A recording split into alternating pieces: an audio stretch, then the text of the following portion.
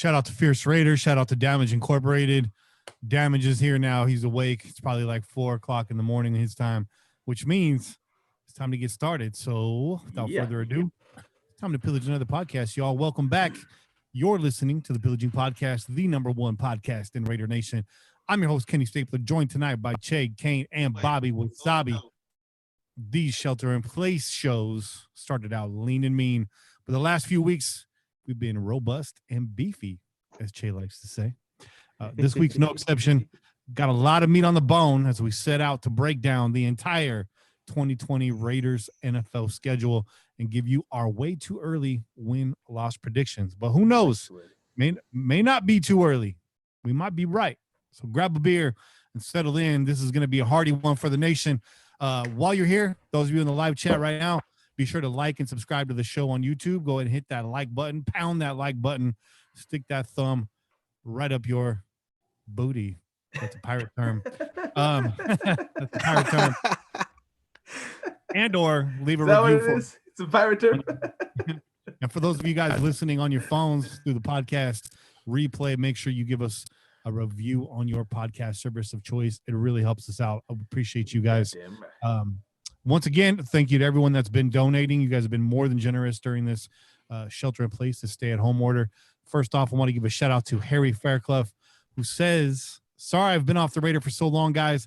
It's been a busy few months. Hopefully y'all make good use of this during the crazy time. Stay safe and best wishes to your family. You know we will, Harry. We really appreciate it. Shout out to Patrina Satfield, Johnny Chavez, C. John Fish. C. John Fish, bro, way too generous, brother. I wanted to just send that money right back to you, but it's going to go a long way. C. John Fish is essentially paid for 3 months of our subscription service. We appreciate you. Colin Fierce, D-Man, and Patrina Satfield again, who also has been more than generous. You guys have been overwhelmingly supportive. We can't express our humble gratitude enough. Thank you very, very, very much. If you'd like to donate to the show, head over to paypal.me/PJ4F, or via the cash icon in the YouTube chat window right now if you happen to be watching live. We appreciate that. Also, a little bit more business to take care of. Make sure you visit onenationfanwear.com for the greatest gear in the nation. A quick note from the seller. Some of you guys have been writing in that you haven't received your face masks yet. 2 things. It's a brand new item in the store, and the warehouse, the print shop right now, they're obeying the 6 feet rule. So they're really struggling to get these orders out as fast as usual, but the orders are going out. It's a touch-free production process. Your item is never touched by human hands, and if it is, it's gloved and bagged, and that's it. So they're keeping 6 feet distance at the plant. Stay patient. Orders are going out as we speak. And let me tell you, the combination of the quality and the design is well worth the wait. You can see right here in this hat. Got my pillaging hat, just came in. Fire. It's even got that fresh auto sticker on it, which I'm going to take off after the show because I'm no fuck boy. I'll tell you right there, right now. I'll rock the foil stamp on my hats. No disrespect to those that do, but keep that brim clean. You know what I mean? Silver and black. With the auto sticker, it's nice. Very comfortable hat. Stitching is really solid. See, the letters are big and bold. I've been wearing my proudly hated hat ever since I got it, almost every single day. No fraying, no breakdown, no sweat stains, no odd creases. Fits as comfortable as the day I got it. So let's get this thing cracking, man. We're talking football with our friends, which means we've got to have some beers in the hand. Che, get it going for us, man. What are you drinking? Chelas. Hey, listen, man. So I talked to you guys about the special order that I put in from this one site that my boy put me on.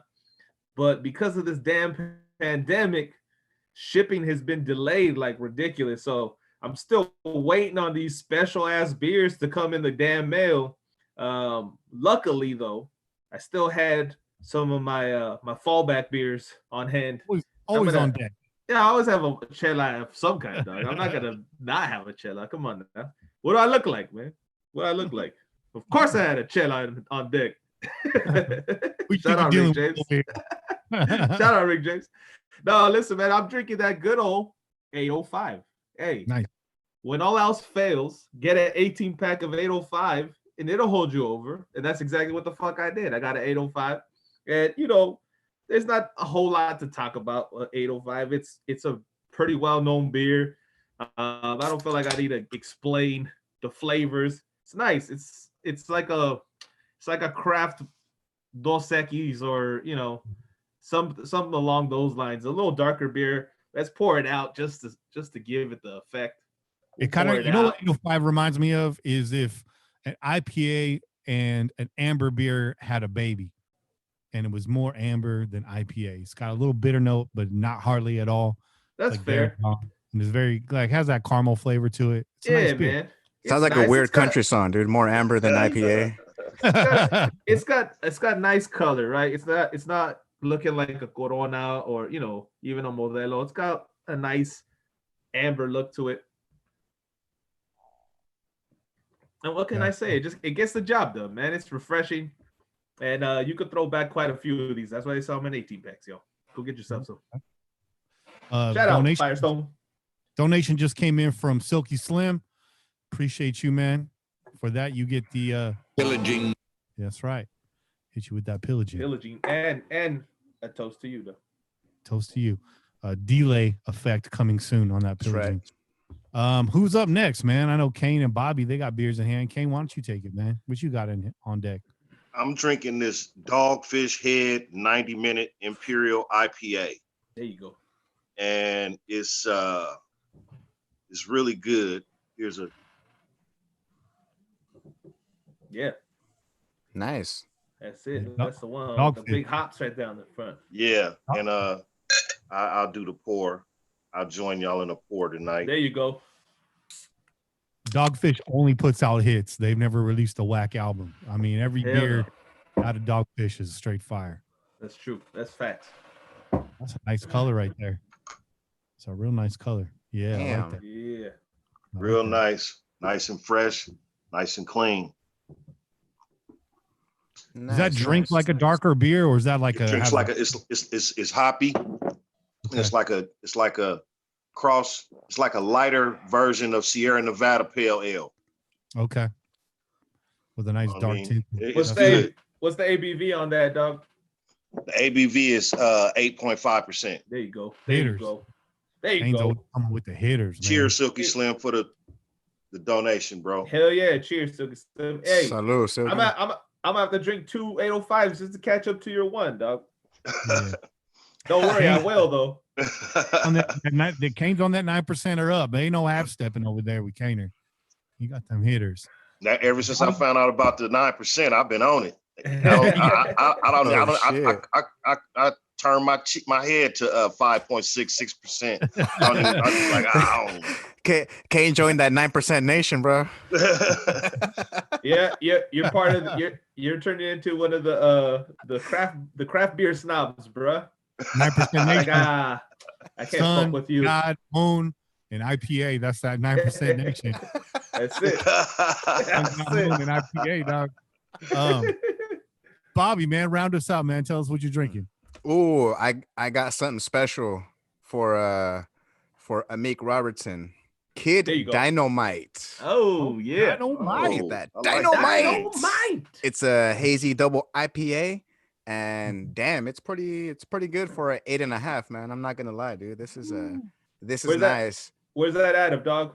It's out of Sonoma Springs Brewing Company, man. And you know what? They've been putting out a lot of hits as well recently, man. A lot of the beers that I've been drinking lately has been from Sonoma Springs, man.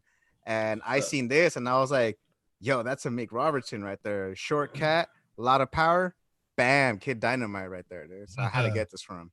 That was also Mike Tyson's original first fucking nickname, dog. Kid Dynamite, bro. Damn, it is no joke. That's JJ from Good Times nickname. That's the original. That's the original Kid Dynamite right there. Dynamite. That's right. Yeah. Shout out to Jimmy Walker, who we lost some time ago now, huh? Oh shit! Speaking of, I didn't know about that. Did he? I think so. I think Jimmy Walker passed me about 5 years ago, something like 5 years ago. Let me make sure that 5 years ago. Yeah, check up on that before we start burying people. But listen, R.I.P. to a legend in Little Richard, though, bro. Little Richard Right. did pass away. Rest in peace. Yeah, rest in peace, man. And I saw somebody had put self-proclaimed architect of rock and roll. There ain't no self-proclaimed in that. He was the architect of rock and roll, and that's a fact. Facts. By the way, my bad, Jimmy Walker. He's alive and well. He's alive. Hey, thank God for that. Thank God for that. God, man. He's been killing legends over here. Man. I might have to do a shot in the second half of the show as punishment for that. Punishment sauce. Yeah. I got some Corralejos downstairs. I got some JD. Punishment shot. That's fair. Yeah. That's fair. That sounds right about now. Well, let's get through the schedule prediction first, and then I'll start injecting some 80 proof into my veins. Yeah. So without further ado, let's get into it. Oh, before we get started, Che, do you mind addressing why you're wearing Chargers headphones? Do you mind addressing that? Let's just Los get that. Los Dodgers, bro. That's why it's all about Los Dodgers over here. Nah, honestly, I didn't even buy these headphones. These headphones just happened to be to land in my possession. My lady's brother, he asked for Beats, and then they got him these, and he wasn't happy with the color. Okay. So selfish as. Really, bro? You're gonna complain, but he wasn't happy with the color, so they got him new ones, and he just kind of was like, "Yeah, you can have these." He gave them to my lady, and here they are. But the reason why I put them on is because one of my boys was wearing a pair of Beats when I was chatting with him through Zoom. I was like, "Yo, do those work well?" And he gave me a thumbs up, so I was like, "Let me try them this week." But I don't mind the blue, bro. I'm a Dodger fan, but no, this is no correlation to any football teams. Okay, this is blue, Dodger blue. Okay. As an A's Giants fan, I still feel a certain kind of way about that. That's okay. I feel the same way about you. But I do know there's a lot of Raiders, Lakers, Dodgers fans out there. So shout out to you guys. And I'm one of them. It's a big pocket of Raider Nation. So that's right. Shout out to you guys, man. Shout out. Keep it going strong. It's another year for you guys without a World Series win, though. Hate to break it to you. That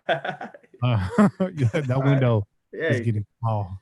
You'll be back in the with us soon. There's nothing to argue or go back on with you if there's no win. So we'll talk about that later if the season even happens. Shout out to Oral Hershiser. Shout out to Oral. My dog. Shout out to fucking Fernando Valenzuela, dog. Okay. Shout out to. Hey, I got that haircut right now too, bro. This fuck, I got the COVID Fernando hair, dude. Yeah, we all had that naturally, dog. We had that shit back in the days naturally. Nobody even told us that we had Fernando hair. We just had it. Well, that's why, man. It's making a comeback right now, dog. That fucking Indio hair. I got some Oral Hershiser at Chavez Ravine once back in the 90s. But that's another story. Okay. It's time to get into some Raiders football, y'all. This Thursday, the NFL released the 2020 schedule for all 32 teams. But as you guys know, there's only 31 teams in the NFL, and then there's a silver and black. So we'll be focusing on the only one that matters here, the 2020 silver and black campaign and a return to excellence. Let's go. Let's get this, guys. Let's go through this. We got a lot to talk about, but that's what we do. We talk about a lot of things. Overall outlook before we get started on these week-to-week breakdowns and predictions. Let's start it off, man. Bobby, why don't you kick us off this week? You haven't kicked us off yet. Let's let you start the show, man. Your schedule prediction, overall outlook, talking about away games, road stretches, talking about 10 a.m. start times. Will there be a season, all that kind of shit? Ooh, I'm glad you brought that one up because I remember I was joking around on the chat with y'all and with some other folks, and I predicted as soon as they dropped the schedule, I was like, I know what our record's going to be. It's going to be 5-3. And people were like, what the hell are you talking about? I was like, because this Rona is going to ruin half the goddamn season, man. My thing is that we have to remember is that until every team is able to actually access their facilities, nothing's going to happen. No one's going to move. And so honestly, I just kind of seen it that way. And I was like, wow, it's pretty intense. And especially in areas where there's been a lot of cases, a lot of deaths as well. It's nothing to mess around with, nothing to play around with it. We want our sports back, man. We want to have fun, but at the same time, we have to be smart about it. I honestly don't see the football season just from here on being the same. It's going to be a good while before that entire stadium fills up the way it used to fill up.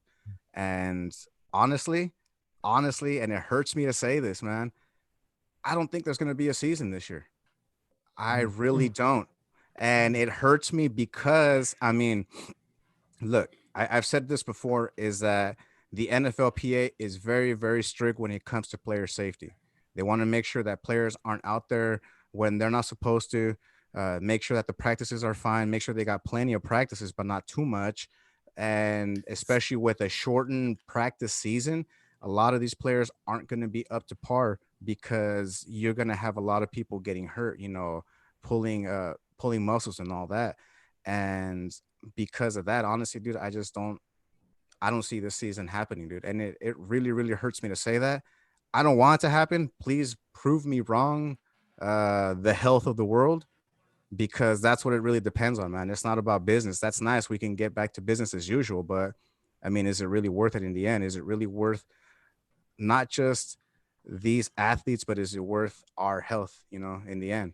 And so honestly, I don't see it happening. I have a prediction for the entire season. Well, there it is, folks. That's it for this week's show. Make sure you according to Bobby, the Raiders are going COVID and 19 this season. Will it be good enough to make the playoffs? However, stay tuned and find out more. No, Bobby did his homework. He that's not an excuse. The dog did not eat his homework. He makes a very salient point there, but he does have a full 16 game schedule prediction for you guys. But I'm sorry to cut you off and make light of that, Bobby. But go ahead, man. It's serious. It's serious. I mean, that was basically it, man. You wrapped it up, and I kind of don't want to talk about it no more because if I say it again, then it's gonna happen. So that's just it. We'll just leave it there in the ether, and it'll never come back again. But just don't say it 3 times, bro. Don't say it 3 times. Hold on. 16-0, 16-0, 16-0. Cool. It's not. There you go. Let's do it. Shout out to Raider Rich for the donation. Appreciate you, bud. Shout out, Rich. Yeah. He says, thanks for another great show. Hey, thanks for being here, bro. You're part of what makes it great. All right, next, man, let's go to Kane. Kane, man, what some of your overall outlooks on this schedule, some of the generalities, some of the things that stood out to you when you're looking at these 16 I like games. the fact that we got 3 straight home games at the end of the schedule. In case we're trying to fight to make the playoffs, that's really going to help us out. For overall, the schedule itself is a fairly simple schedule. It's not really hard. There's some 10 a.m. Starts. We always have those, but it's no back-to-back 10 a.m. starts that I at least glancing at it. But overall, we have one back-to-back 10 a.m. start. Oh, okay. My bad. Yeah. Okay. Overall, I agree with Bobby. I don't want to bring it back up, but there's going to be a shortened season. But I do have a prediction for the whole season, and I think the Raiders are going to go 10-6 with this schedule. I'll say 10-6, a possible 9-7. Okay. All right. And we'll be breaking that down and letting you guys know how we all got to our overall prediction as we move through this. So, but again, very poignant take right there, Kane. It could very well happen. And we already have that earmarked as a possible topic for the show, talking about what a shortened season looked like, talking about what shortened seasons have looked like in the past. We're going to let that simmer for a little bit and see if we can get some more information out of the NFL before we launch into that discussion. But we'll probably most likely be bringing that up on the show and really talking about what that's going to look like. So as that moves along and we get more info, we'll keep you guys all up to date and tuned in on that. So you're well informed.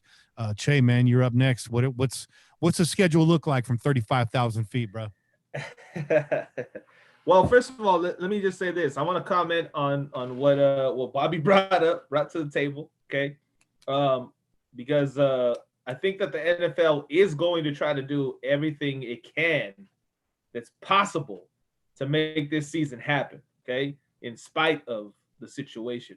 So I don't know if you guys saw this, but I saw a post on Twitter in reference to how teams would operate, right? So obviously we know that California and New York are the two areas that are being most impacted in terms of like big cities and in terms of just overall population, right? Larger population is going to be affected more. Why? Because more people come in contact with each other. But there was somebody that put it out there, and I don't know how much truth or how much backing there is to this, but talks about the Rams and the Chargers coming to operate out of Allegiant Stadium because they wouldn't be able to operate in their own stadium in California because they wouldn't have those relief, they wouldn't have the freedoms that they have in another state due to all the restraints, right? So what they're saying is, somebody brought it up. I can't say who. If you guys are in the chat, if the person who put that post up is in the chat, please let us know. But when I saw that, it just oh man, I just felt horrible. I was like, no, stay the fuck out of my stadium, bro. No, we don't want you guys coming to our stadium. We don't want you guys playing out of our stadium or practicing in our stadium. No.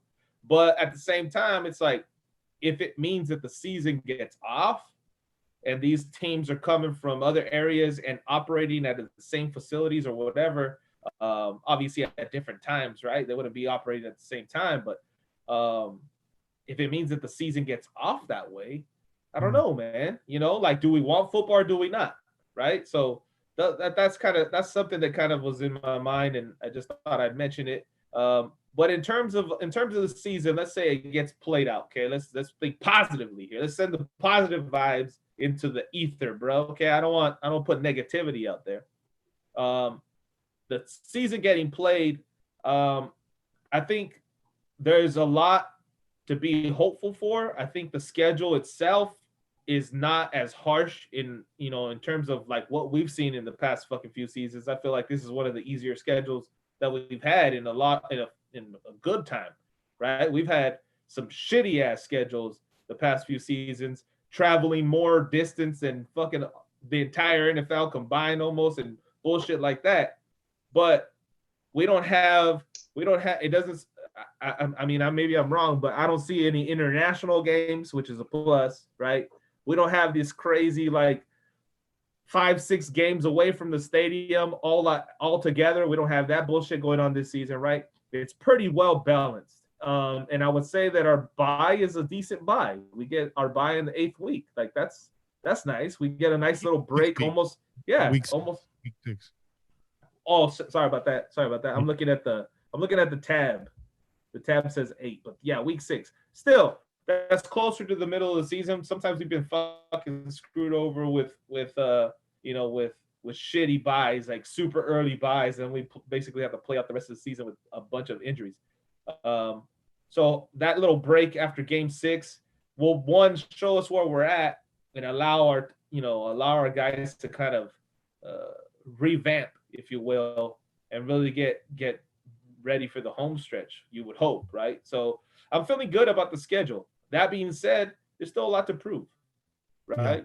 This team still has a lot to prove. We have a lot of newcomers, a lot of new bodies, and we need to make sure that everyone's on the same fucking page. So it's a wait and see. So, when I'm not going to give away my prediction just yet. We're going to get to that. But when we get to that, you'll understand why, because I think we have to see something from this team before we start to get super, super excited and start putting out 13-3 predictions as I did in 2017.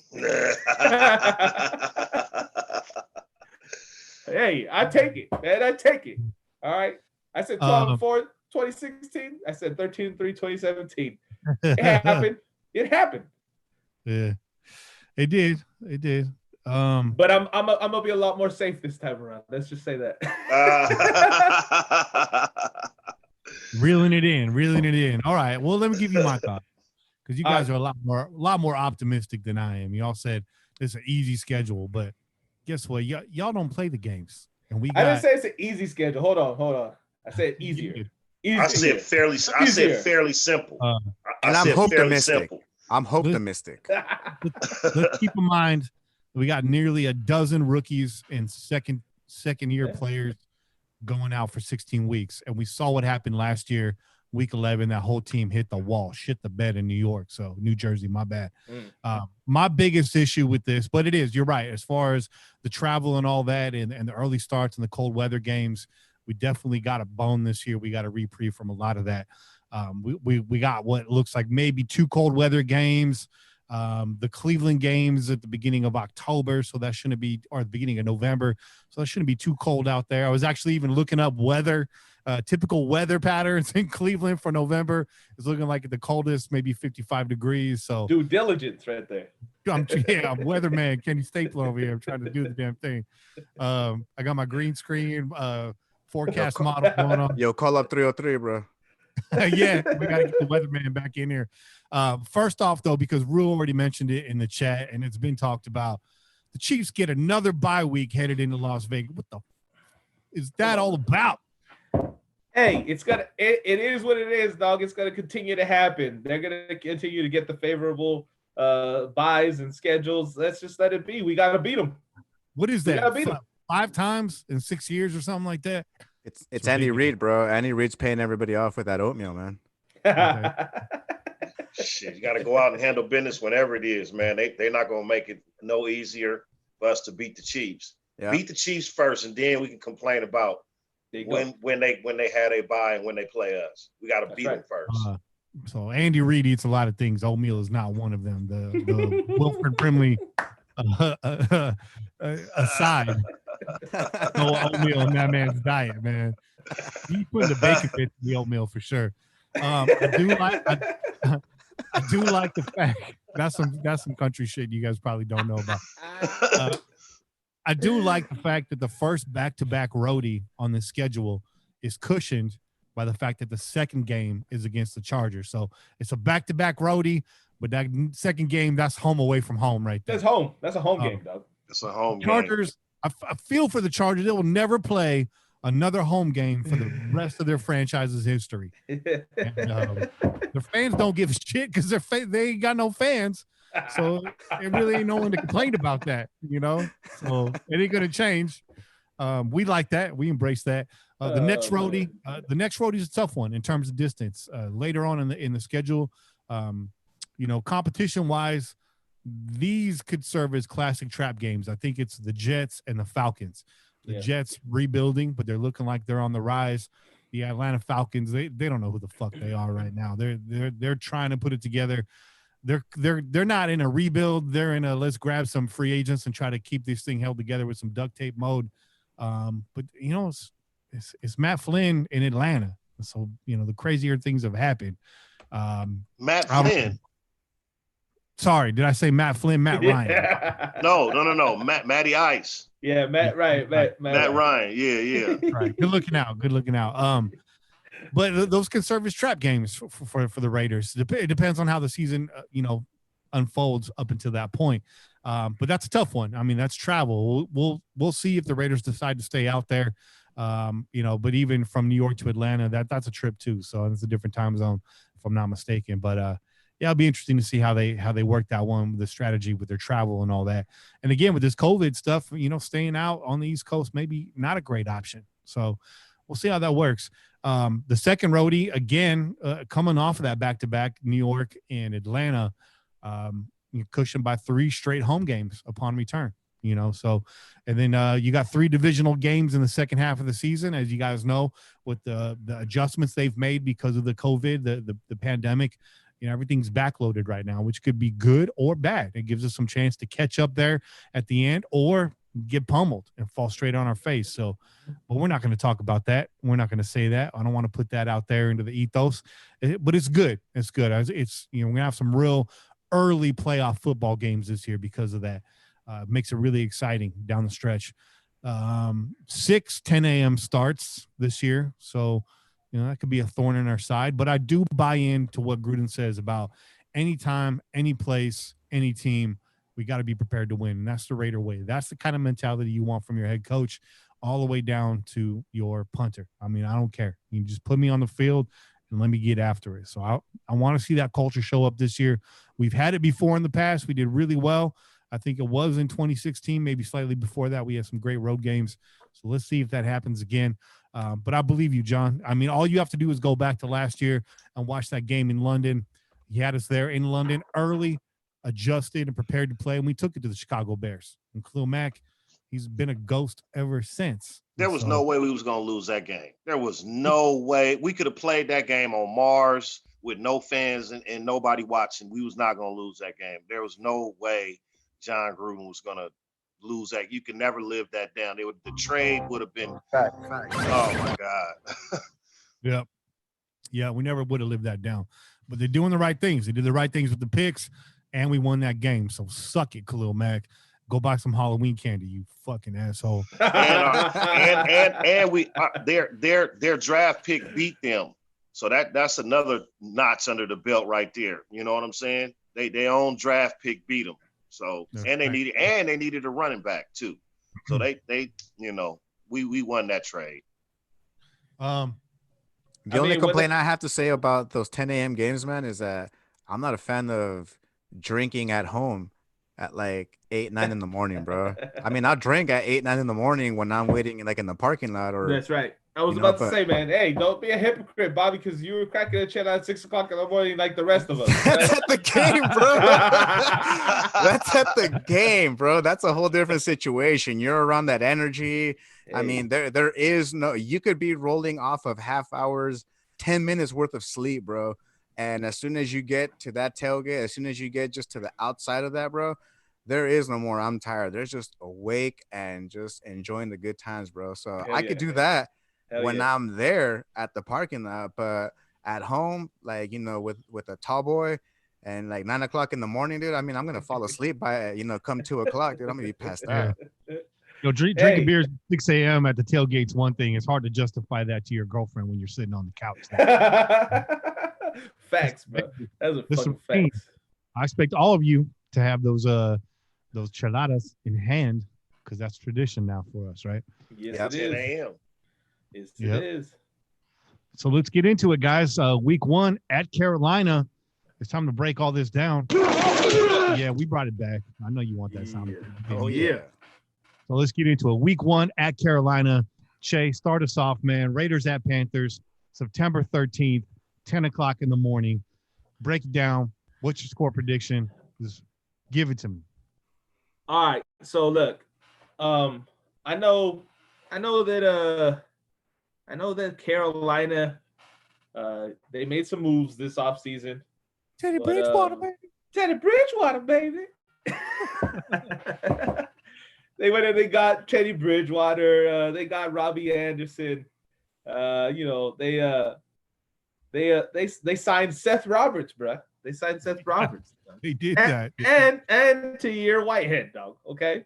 So they went out and they made some additions to their team in the draft. Most importantly, they drafted Derek Brown in the first round, which I'm sure is going to be big for them. That motherfucker was huge in college and really, really big on the inside as a DT. So I expect him to play well. I don't expect him to come into the NFL and not play well. He's a first round pick for a reason. But I think we got an edge on him, dog. Okay. And I think we got an edge on him because we're coming in with a little bit more experienced team than they will have. Okay. Mm-hmm. Experience in chemistry, experience in just overall time with our current team. Right. So our quarterback has been there playing for Gruden now. This is his 3rd season. So I expect him to be miles better than last year. That's my expectation, right? Mm-hmm. It's my expectation. Teddy Bridgewater will be coming into his 1st season as the Carolina Panthers. And I think he's decent enough to be able to hold his own. But as we saw in New Orleans, when he played, when Drew was out, he wasn't doing anything spectacular. He was just game managing, right? He wasn't putting up gaudy numbers, anything like that. So I expect the same. I expect him to go into Carolina and game manage. And in terms of that, their biggest weapon right now is McCaffrey, right? We know McCaffrey is their weapon. He's their do-all. He's their Swiss Army knife. They give him the ball. They throw him the ball. He accounts for fucking like 90% of their offense, right? Robbie Anderson is going to be that additional piece. We'll see what he does. Because I think he's hit and miss. I think he could be big one week and he could be gone for 3. So, you know what I mean? So but in terms of what we're gonna do against them, I got that as a W, dog. I just think we're gonna come in, all our guys from last year. We got Max Crosby. We got, you know, all our defensive line has gelled better together. The 2 guys that we drafted last season are going to come in now second year. Okay. Farrell, I expect him to have a much better season and shut up the naysayers. Right. And I think the additions that we've made on offense are going to help to spread out that defense. And I expect us to pick them apart, man. I expect us to have our way with them, specifically because they're still going to be getting to know each other. And there's no reason why we shouldn't go in there and just take advantage of that. Let's take advantage of it, man. So my score prediction, I'm gonna go ahead and I'm gonna get a little crazy here. I'm gonna go ahead and say we're gonna break 30. Let's go 37-17. Wow. Raiders. 20-point spread. Place your bets right now. Right now. I like that. I like coming out the gate. I mean, why not, right? John Gruden's got months to prepare for this. You know. Hey, game plan. Game plan in 3 years with the same coach, dog. Come on, the same offense. Let's go, Derek Carr. You know what I'm saying? All right, Kane, let's go to you, man. Carolina, week 1, 10 o'clock, September 13th. What you got? A lot like what Chase said. I think I think we had an advantage as far as offense is concerned. You know, with Derek Carr being in his 3rd year in the offense, and we're going, you know, a healthy Josh Jacobs, a healthy Waller. The offensive line is going to be healthy. You know, everybody overall is going to be healthy, and we saw what a healthy team looks like in week 1 last year. So, you know, with that being said, Carolina does have McCaffrey, and they did add a couple of weapons. They do have a pretty good defense. And, you know, Teddy Bridgewater is Teddy Bridgewater. He didn't do nothing spectacular in New Orleans, but he did win 5 straight games. Although he had Michael Thomas and Alvin Kamara, he won 5 straight games. But look what he had to win it with. He doesn't have this in Carolina. All he has is McCaffrey so far, what we know. So, you know, with that being said, I'm going to keep it short and simple. We're going to win, and we definitely have the advantage. And like Chase said, we have all off season to prepare for this one game on the road to start the season. So I expect the Raiders to come out chugging like they was in game 1 last year. I expect Josh Jacobs to come out and have over 100 yards rushing. I expect Tyrell Williams to have a good game with his 2nd year under Derek Carr. I expect Waller to have a really good game. You know, we added Ruggs. We added the 3rd round pick, COC. You know, all these weapons Derek Carr has at his disposal in week 1, when I think the Raiders are going to be playing really well. So I'm going to say my score prediction for that game will be 34-21 Raiders. We'll break 30 mark. Kane, you got me pumped up. Let's start the season tomorrow. Let's go. Let's go. All right, Bobby, that means you're next. I'll take last here. All right, cool. You know what? I'm about to say, it's funny because I'm hearing a lot of analysts saying that we're not going to win this game because we're rebuilding and we don't know what we're doing and we have rookies and blah, blah, blah. What the hell is up with all these analysts, bro? I mean, what do they think is going on over in Carolina? Do they think that they're a solidified, established team with everyone playing like together and gelling for like 5-6 years now already? Nah, dude. I mean, like, come on, people. Like, that's just the shit that annoys me, bro. And exactly what Kane said, hating. And that's why I honestly see us taking that W by 10 points, 27-17. The reason why, as well, is like, you know, like how the fella said, man. It's a whole new coach, whole new system. Not only that, the coach, he's actually more of a defensive minded coach as well. Remember, he came from Baylor U, and those cats were all defense as well. And I'm so glad that Chair brought up Seth Roberts. I was like, dude, as soon as I saw that name, I was like, yeah, nah. Robbie Anderson, he may be able to help out DJ Moore, But nah, dude, that's about it. When that's the most that you got as far as weapons, plus the fact that the chemistry isn't going to be there because of the whole COVID thing as well, man. There's a lot. It's not to say that they can't talk over the phone, over Zoom, over Skype or whatever, but it's not the same as actually working with each other, handing the ball off each other, just being able to have that natural instinct that it is that you have to have as teammates, you know? So honestly, I see us taking it 27-17, 10-point win. All right, another W on the board there for the Raiders. Man, y'all some homers, man. Let me bring y'all back down to earth here. You make a lot of good points there, Bobby. But the chemistry thing, that goes both ways, and that goes for all 32 teams in the league, which can work for you, against you, or could just simply level the playing field. Like I said, every team except the Patriots, who are probably all living together in one house right now with no masks on because they like to break rules. You know, and they're going to do everything they can this year. They're going to do everything they can. Hey, cut off sweaters too, bro. They had no mask, cut off sweaters. They're going to use actually all the sleeves from Belichick sweaters, bro. Belichick is hoarding ventilators right now. And to your point and Kane's point with them being haters, I'll tell you what, I was looking at ESPN.com as a reference for our schedule and just kind of look at the entire league schedules, looking at what other teams are, you know, who they're playing before they come in to see us and so on and so forth. And they have links to the breakdowns and these entire team schedules and who they're going to win and who they're going to beat. And these breakdowns are all written by the beat writers that cover that team specifically. Every single beat writer has their team beating us in every single matchup against us. And I just think that's a little unfair, guys. That's a little unfair, and my feelings are hurt.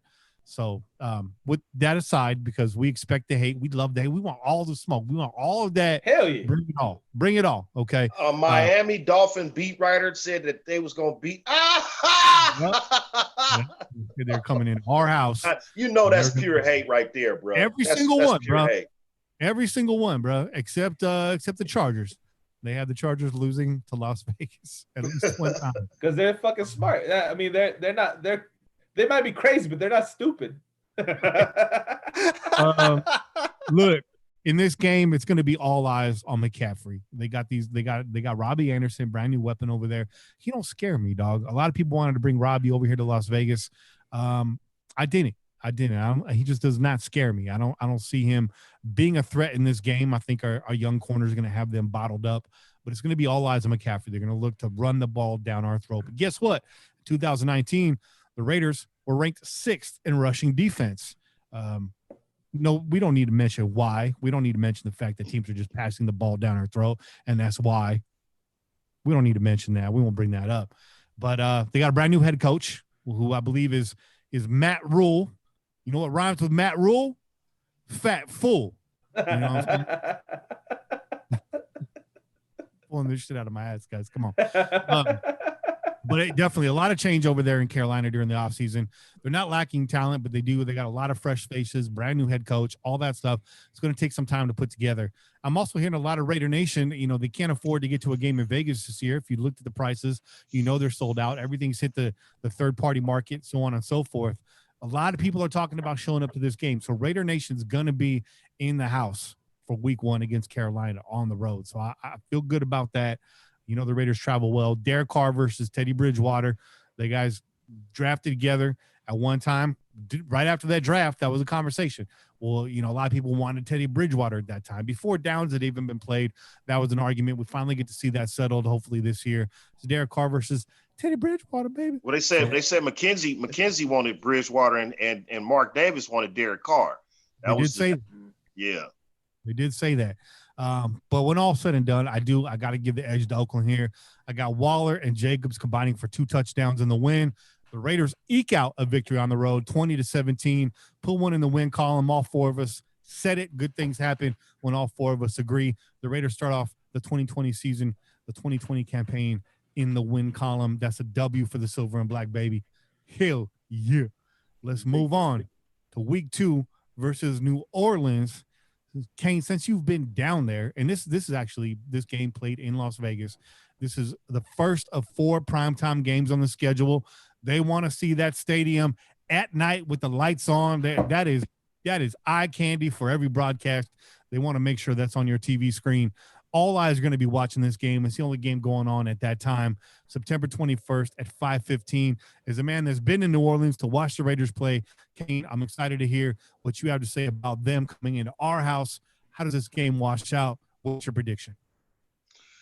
Well, hold on, pause really quick. I said Oakland. The chat's reminding me it's not Oakland. Just get used to that. It's going to take everybody time to not say that on accident. And they're always going to be the Oakland Raiders in my heart. It's a great mistake to make. It's all right. Yes, absolutely. I mean, who cares? Oakland, Las Vegas, LA, it's the Raiders. There you go. Sorry to cut you off. I just wanted to clear that up, Kane. My bad. Yeah, no. You know, like you said, man, it's a night game. It's the home opener. You know, that's all good. Everything is set up for a beautiful home opener. But guess what? You're playing Drew Brees, Michael Thomas, Alvin Kamara, and that top 5 defense in New Orleans. Taysom Hill.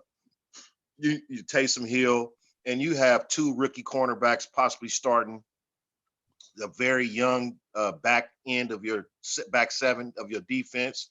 You may be able to stop the run, but it doesn't matter when Drew Brees can pass all over you all day long, right? Mm-hmm. I'm a diehard Raiders fan. That's a home opener. We're opening the stadium. I'm sorry, Raider fans. We're not going to win. We're not going to win.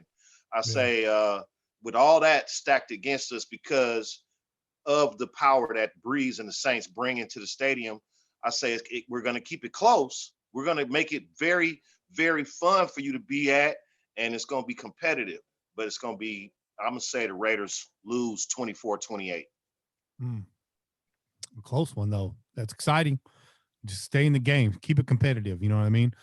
Bobby, since you went last round, why don't you take second right here?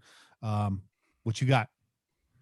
I'm not gonna deny I definitely saw this game and with silver and black glasses. I am not gonna deny that. Hey, I like that silver and black glasses. I like that. I'll just be up in front about that right now, and I'll say that we gonna win this game. Like I said, I said it, and I say we gonna win it by 3 points. It's gonna be 17-20. The reason why I'm saying that is because honestly, I feel like our boy Arnett is gonna step it up. He's actually gonna do good, and he's gonna go ahead and show people the reason why it is that he got chosen 19. I really feel like this kid is gonna use that not just to prove it to the world, but to prove it to Raider Nation as well, man. I mean, dude, it's Sunday night football. Like Kenny said, all eyes on us right there. And he just wants to make sure that all you doubters out there in Raider Nation that were skeptical about the pick or just didn't know what was going on, it's like, this is who I am. I'm here. Now, what Kane said, that is a very true fact. I will not deny that. But it is a home opener. Our home openers do get pretty wild, do get pretty crazy. And not only that, look at last year, man, when we played Denver.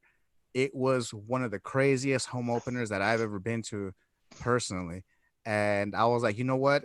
If the energy is going to be like this in Vegas, if all those people are going to be hungry, not just to see their team, but also for sports as well, I honestly don't see New Orleans being able to make it with us. Now, like I said, that might just be those silver and black glasses, but I don't care.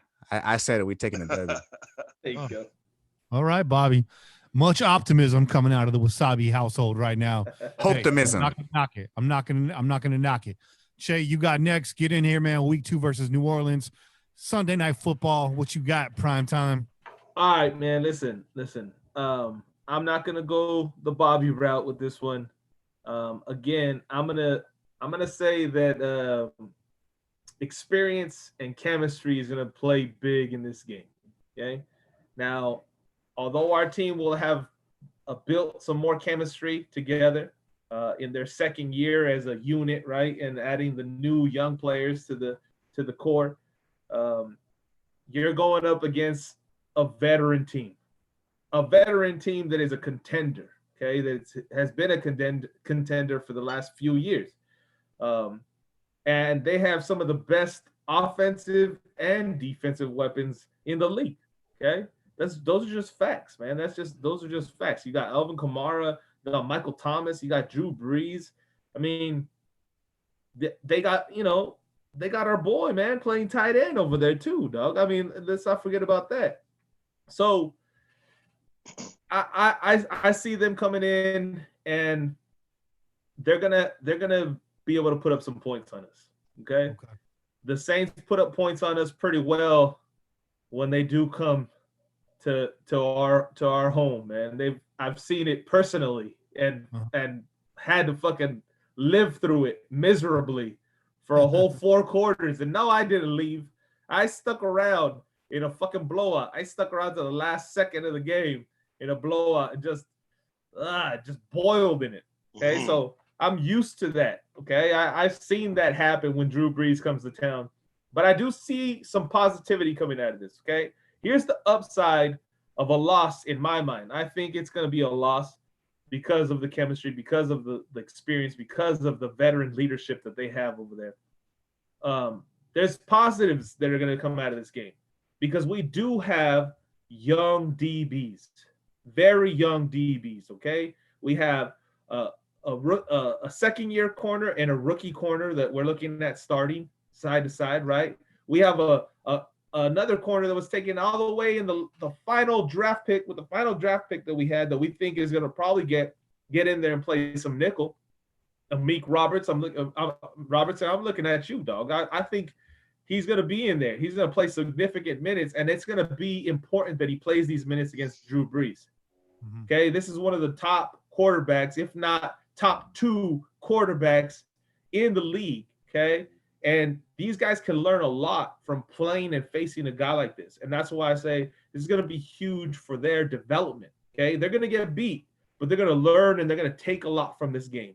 And it's going to help them with the remainder of the season when they face other teams. When you see a Tom Brady later on in the season, I expect them to grow from this, and I expect them to start to showcase what they will eventually be in the next season or 2. Okay, I don't expect it to happen overnight, but I do see that as a positive, man. So these guys are going to take a little lump, but they're going to learn. They're going to grow. They're going to become wiser, and I think it's going to set us up for some confidence going in to the following season, and I think it's going to help us out for the remainder of this season too. So I'm going to say Saints will win this game. As much as I don't want to, Saints will win this game 28-17. All right. Okay. It's cool, Che. You're a Saints fan, whatever.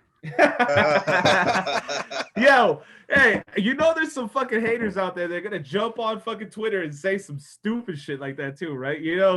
Someone's going to get all up in their fucking...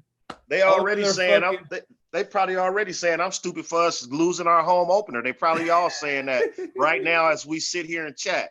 We stupid because it's a home opener. It's a brand new stadium and the energy.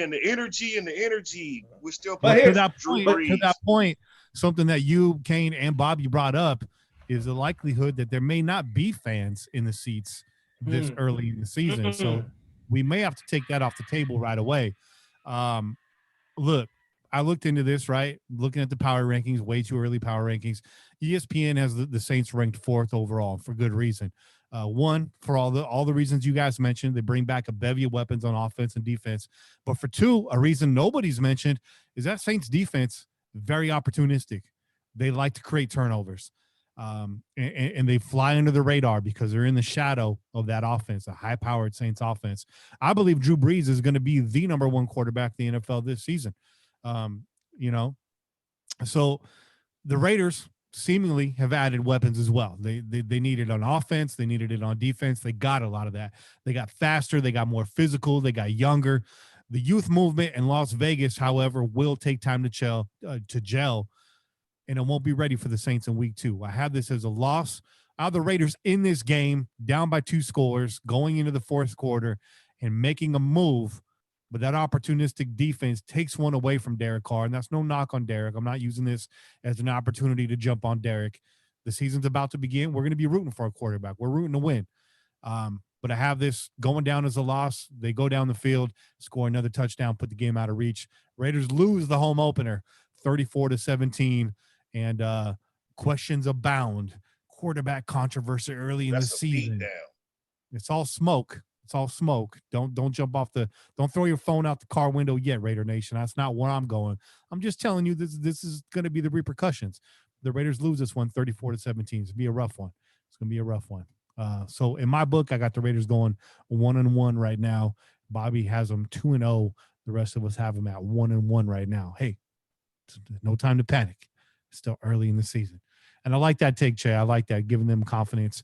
You know, having seen what a Super Bowl caliber team, a Super Bowl contender looks like early on in the season. Hey, get that out of the way. You know, you don't want to be in the hunt with an outside chance of making the playoffs, and then here comes the Saints, right? So get that one out of the way. Get that one out of the way. So here we go. Week 3. If you guys don't mind, I'm gonna keep going right here, and then I'm gonna hand it over to you guys. Week 3 at New England. All right. The Raiders have waited for their time to exact revenge on the New England Patriots. With Tom Brady having moved on to sunny Tampa, will even feel the same if they do. Without Brady there to elevate an uninspiring offense, hey, look for this to be a defensive fight. It's weird, right? Raiders, Patriots, a defensive matchup. Despite the absence of Brady, Gruden will still be looking to stick it to the hoodie in New England. But it will be PG's game plan that is the deciding factor at Gillette Stadium. The Patriots start the season with a lot of questions to answer. And I don't believe their defense is the one to be questioned. Look at the stats last year. The defense carried them for a better part of that year. However, the Raiders' young pass rush shines in this matchup, and the Raiders net 3 sacks and a low-scoring affair and beat the hoodie in his home 19-13. It's a W for the West Coast. The Raiders win 19-13. They go 2-1 on the season. How about that? What do you guys think about that? I like that shit. I like that. I like that shit. All right. Who's got next, man? Who's got next on this? Bobby, have you gone second yet? I'm not sure, but sure, why not? I'll go. The way I see it is that this is, like you said, man, this is Gruden and the Raiders' redemption song year, not just for New England, but also for the associates. that duo of Belichick and Tom. Yeah, it's definitely, as Che was saying, that redemption song right there, man. We definitely gonna take it to the Patriots. I say we're gonna win it by 7, 13-20. The reason why is because, as Kenny was just talking about, the offense, there's never really been nothing really impressive there as of late, especially with the leaving of Gronk. I mean, maybe one thing if Gronk was still there because he might be able to help out the QB. But the way it's looking like right now, I honestly don't see nothing happening. It was all about just that right chemistry. Gronk is in Tampa Bay, bro. That's what I'm saying. Like, we gonna get it against New England in week the third week or whatever, and then what was it, week 7? We're gonna go up against Tampa Bay, and we're gonna win that one as well. I was just waiting for that, but can you make me jump the gun, bro? Let's go. Sorry about that, bro. Quick pause right here. ISO Cali wants to get a shout out for the fam, and we are going to oblige him. He's watching this on his big screen TV in the living room right now for Mother's Day with all the ladies in the household. So nice. Want to give a shout out to moms. Want to give a shout out to sister. Shout out to Maria, Paige, and Jessica. You guys are all real pillagers for hanging in there. Hopefully, we put a smile on y'all face. Pillaging. Happy Mother's Day, ladies. Happy Mother's Day. That's right. Yeah. Toast to you. Toast to you. Shout out, Bobby, man. Shout out. You got that W on the road. And shout out to Stoney because he says I'm on that Frank Caliendo tip. Win. Bye. Frank, he's on bye. Win. 16 no, man. He said win, lose, or booze, baby. That shit was that was the best one. That was the killer. Win, lose, or booze, baby. Fucking right. Kane, keep it moving, man. Keep the positivity alive. What you got here? Okay, for this game. It's been a long time coming. We want to beat the Patriots, no matter who the quarterback is. The head coach is still the same. If you remember when John Gruden got hired the first time, Bill Belichick was the runner-up. To John Gruden being hired, which means that Al picked John over Bill. And to be fair, Bill took himself out the game. I mean, Bill knew he wasn't going to be coaching any defense for the Raiders, and so that's right. He did take himself out the game. But you're right, though. I mean, they were in the mix, right? They were in the mix together. Yep. Yeah. So I think John still's going to prove that why he was chosen over the great Bill Belichick to coach the Raiders. And here's a smooth opportunity. No Tom Brady. They still have a top 3 defense in the league. But they have their offensive line is not as good as it's been over the past years. It needs some work. They're questionable at quarterback right now. They never have any wide receivers. So, we have a young, hungry defensive line that's been playing really well. We're top 5 in rushing defense right now. We have the offensive weapons that they don't have. We have a quarterback that they do not have. Yes, we are on the road as a 10 a.m. start, but I don't see us having any trouble winning that game. I say the Raiders walk away from that game they finna go in here and whoop New England's ass. New England's gonna get a lot of ass whoopings this year. I say the Raiders 28-17. Ooh, I like that. Okay. And shout out to the schedule makers. They could have easily given us this game in the last week of December, when Belichick's got this new look Patriots team starting to gel a little bit, right? And the snow's coming down, but now we get them in September. It's gonna be nice out there. It's gonna be real nice. Che, that means you're next, boss. Why don't you take the reins and give us your prediction? Well, man, I'm with you guys, man. I'm with you guys. I got this as a win too, for all the reasons you guys already mentioned. Right? We no longer have a Tom Brady over there, who was a thorn in our side. He always found a way to beat us. And Belichick, he's gonna have to prove that he is the legendary coach that everyone believes he is, right? And I have no doubts that he's gonna get the team together at some point. But third week in the season, probably not, right? Probably not. He's got some work to do. You let go of a quarterback that's been there for as long as you've been, basically, and is 50% responsible for the success that you've had, right? Let's not take away from him. It took 2 of you, your mind and his actual performance, to actually get it done. So it's gonna be interesting, man. Like you said, it's kind of bittersweet though, right? Because we've been waiting to put a fucking ass whooping on New England for a long, long time. And finally, it looks like we got our chance, and Tom Brady won't be there to take it. So, yeah, I mean, it's bittersweet. It's bittersweet. It would have been nicer to have him there and see him take his lumps.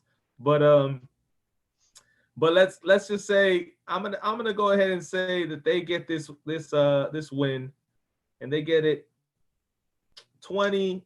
I'm gonna say 21 to 14. 21-14, man. I'm not gonna go super high. Yeah. But it's gonna be an impressive win, man. It's gonna be a defensive output on our end, and our guys making plays when they need to. Okay. All right. Let's run this back. So week 4, we're going into Buffalo. That's the first game in October 4th. It's a 1:25 start time. This game is in Las Vegas. You got the Buffalo Bills making a trip all the way out from the East Coast to play the Las Vegas Raiders. And yes, their analyst had them going 12-4 and winning this game as well. But Kane, you're going to tell us why or why not they may or may not happen. Okay, this will be the Raiders' first home win in Las Vegas. And it's going to be against a pretty good team. It's going to be against a team which I think is more compatible to the Raiders. They've made the playoffs the last couple of years. They backed in the last couple of years. The Raiders could have backed in last year. We won't talk about the year before that. But even with that being said, these two teams are basically evenly matched. I think the one advantage we will have over Buffalo, because they do have a really good defense, is we have a good defense too. We have a better quarterback. I know I talk a lot of shit about Derek Carr, but I think Derek Carr at home, and we lost our last home opener. They're going to be looking to bring a win to the fans. He's going to play a better game that day against a good defense. We're going to see the emergence of Ruggs. We're going to see the emergence of some of these young guys in that game, because they'll have played 3 games and have gelled a little bit. The defense will have gotten better because they'll have played some games together. The young corners will have gotten better because, like Chase said, they have played a Drew Brees in week 2. So Josh Allen and the Buffalo Bills coming in here doesn't scare me, and I don't think it'll scare the Raiders or John Gruden. So I say that the Raiders will win a close one, and it'll be 24-21. Very cool. Very cool. The Bills, man, you were equating them a little bit to the Raiders, and I saw that too. I mean, the Bills GM, Brandon Beane, spent the offseason in a similar fashion to Mike Mayock by surrounding his quarterback with weapons to help elevate his play and the Buffalo Bills in 2020. The media picking the Bills to be the darling team in the AFC East. Back-to-back AFC East opponents right here for the Raiders. With the New England Patriots supposedly fading into the sunset. We'll see if they actually do. I think Bill's going to have that team still competitive. But Vegas, that's the second longest destination they're traveling to with a young gunslinger under center this season. The Bills got to make that long trip out of here. The Bills might be facing their first trap game of the season in the Raiders. So with the Raiders having dropped their home opener to the Saints, Raider Nation and company, they're going to be thirsty for a win in their new digs. No, not Stephon Diggs. Okay. Our digs. That beautiful cathedral to the silver and black in the middle of the desert. Allen's going to test the Raiders secondary. They're going to respond. Look for one of the young corners to snag their first pick and decide a close one. 24-27, Raiders win at home and get the first victory at Allegiant Stadium. That's my prediction. That's my prediction. Che, why don't you get in here, man? What you got on this game? I got this down as a win too, man. I think Kane touched on it, man. After these young DBs see a Drew Brees, Josh Allen isn't going to offer them anything amazing, man. That guy, we've seen him play the last 2 seasons. He's a running quarterback. He runs. Okay, he's not going to beat you with his throw. He's going to throw a bomb here and there, but he isn't going to do significant damage against your defense by hitting a whole shitload of targets. He's going to get one big chunk play at a time, right? He's not going to spread the ball out very often, and most of his damage that I've seen is him running. Okay, so that being said, I dare you to run on Abram. That's what I'm saying. Ooh, I'm saying. boy. So if we get that same Josh Allen, now granted he's got some other weapons, right? We do have a Stephon Diggs, who is a good receiver, but we saw what happened in Minnesota when he wasn't getting the ball thrown to him. He was very unproductive, man. He was very unproductive. Crybaby. Right, and he was upset. So now you go over to the Bills, where you become the automatic number 1 receiver, right? I expect him to be the number 1 receiver in Buffalo, but you have a quarterback with probably less throwing talent than Kirk Cousins. So I don't know that things are going to get better for you, bro. I don't know that you're going to not be crying about it later on this season. You know what I mean? I think you're going to be in the same boat, just for different reasons. Not because he's throwing it to another receiver, but because he just can't throw it. He just doesn't throw it. So I think we're going to take this win too, man. And like you said, it's a makeup for the home opener.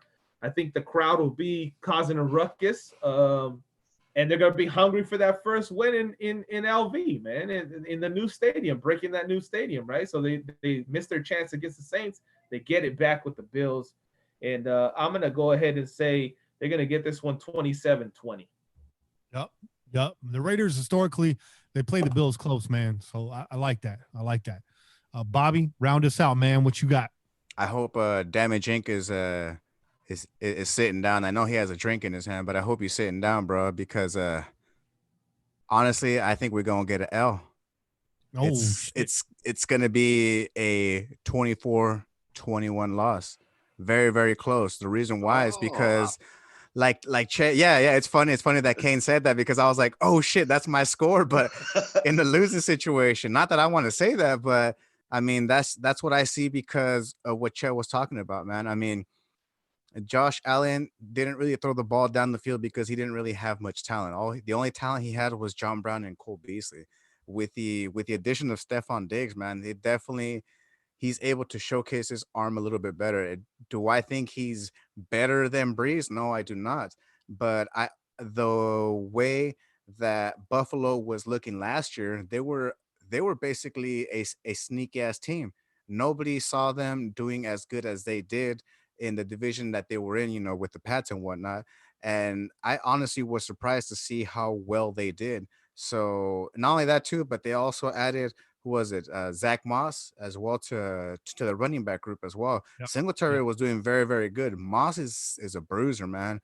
And that's one of the cats that I was actually kind of gunning for us to pick as well. We can't pick everybody, but it would have been nice to see Zach Moss join our crew. But seeing him go over to Buffalo, I was like, that can be a problem for us as well right there, that combined duo in the running back group. So honestly, I just see us losing it by 3 points. I don't want to say it, but yeah. Okay. And Kane, you said you had that as a win, right? Here on air? Yeah. Right. So you had that down as a loss earlier, but you've had switch that up. I put it in on the doc. It says loss. I put it as a win, a loss. You put it as a loss, yeah. Yeah. So I changed it. You're on record now. Oh, okay. Change it up. Okay. Hey, but listen, real quick though, Bobby, you make a good point, but I think his confidence, them saying, "No, all right, we're gonna put a little more confidence in you throwing the ball," gonna result in some fucking turnovers, dog. we want that guy throwing the ball. Trust me, we want that guy throwing the ball. So, the ball. Amik Robertson, well, Josh Allen was a good passer in college, bro. So I don't know that we want him throwing the ball to weapons. He hasn't shown that in the NFL, bro. He hasn't had nobody to throw it to. I agree. But I think Buffalo has a good defense, and that's why they've pretty much carried Josh Allen. They have a really good defense. I think it's a top 5, top 10 defense. It's ranked really high. Yeah. But you're right. They carry him. Yeah. You're right. They carry him. I see Josh Allen traveling 4,000 miles, staying up way too late at the Spearmint Rhino, wiping the sleep out his eyes on game day. Raiders take this one, man. Raiders take this one. Didn't you burn that place down, Kenny?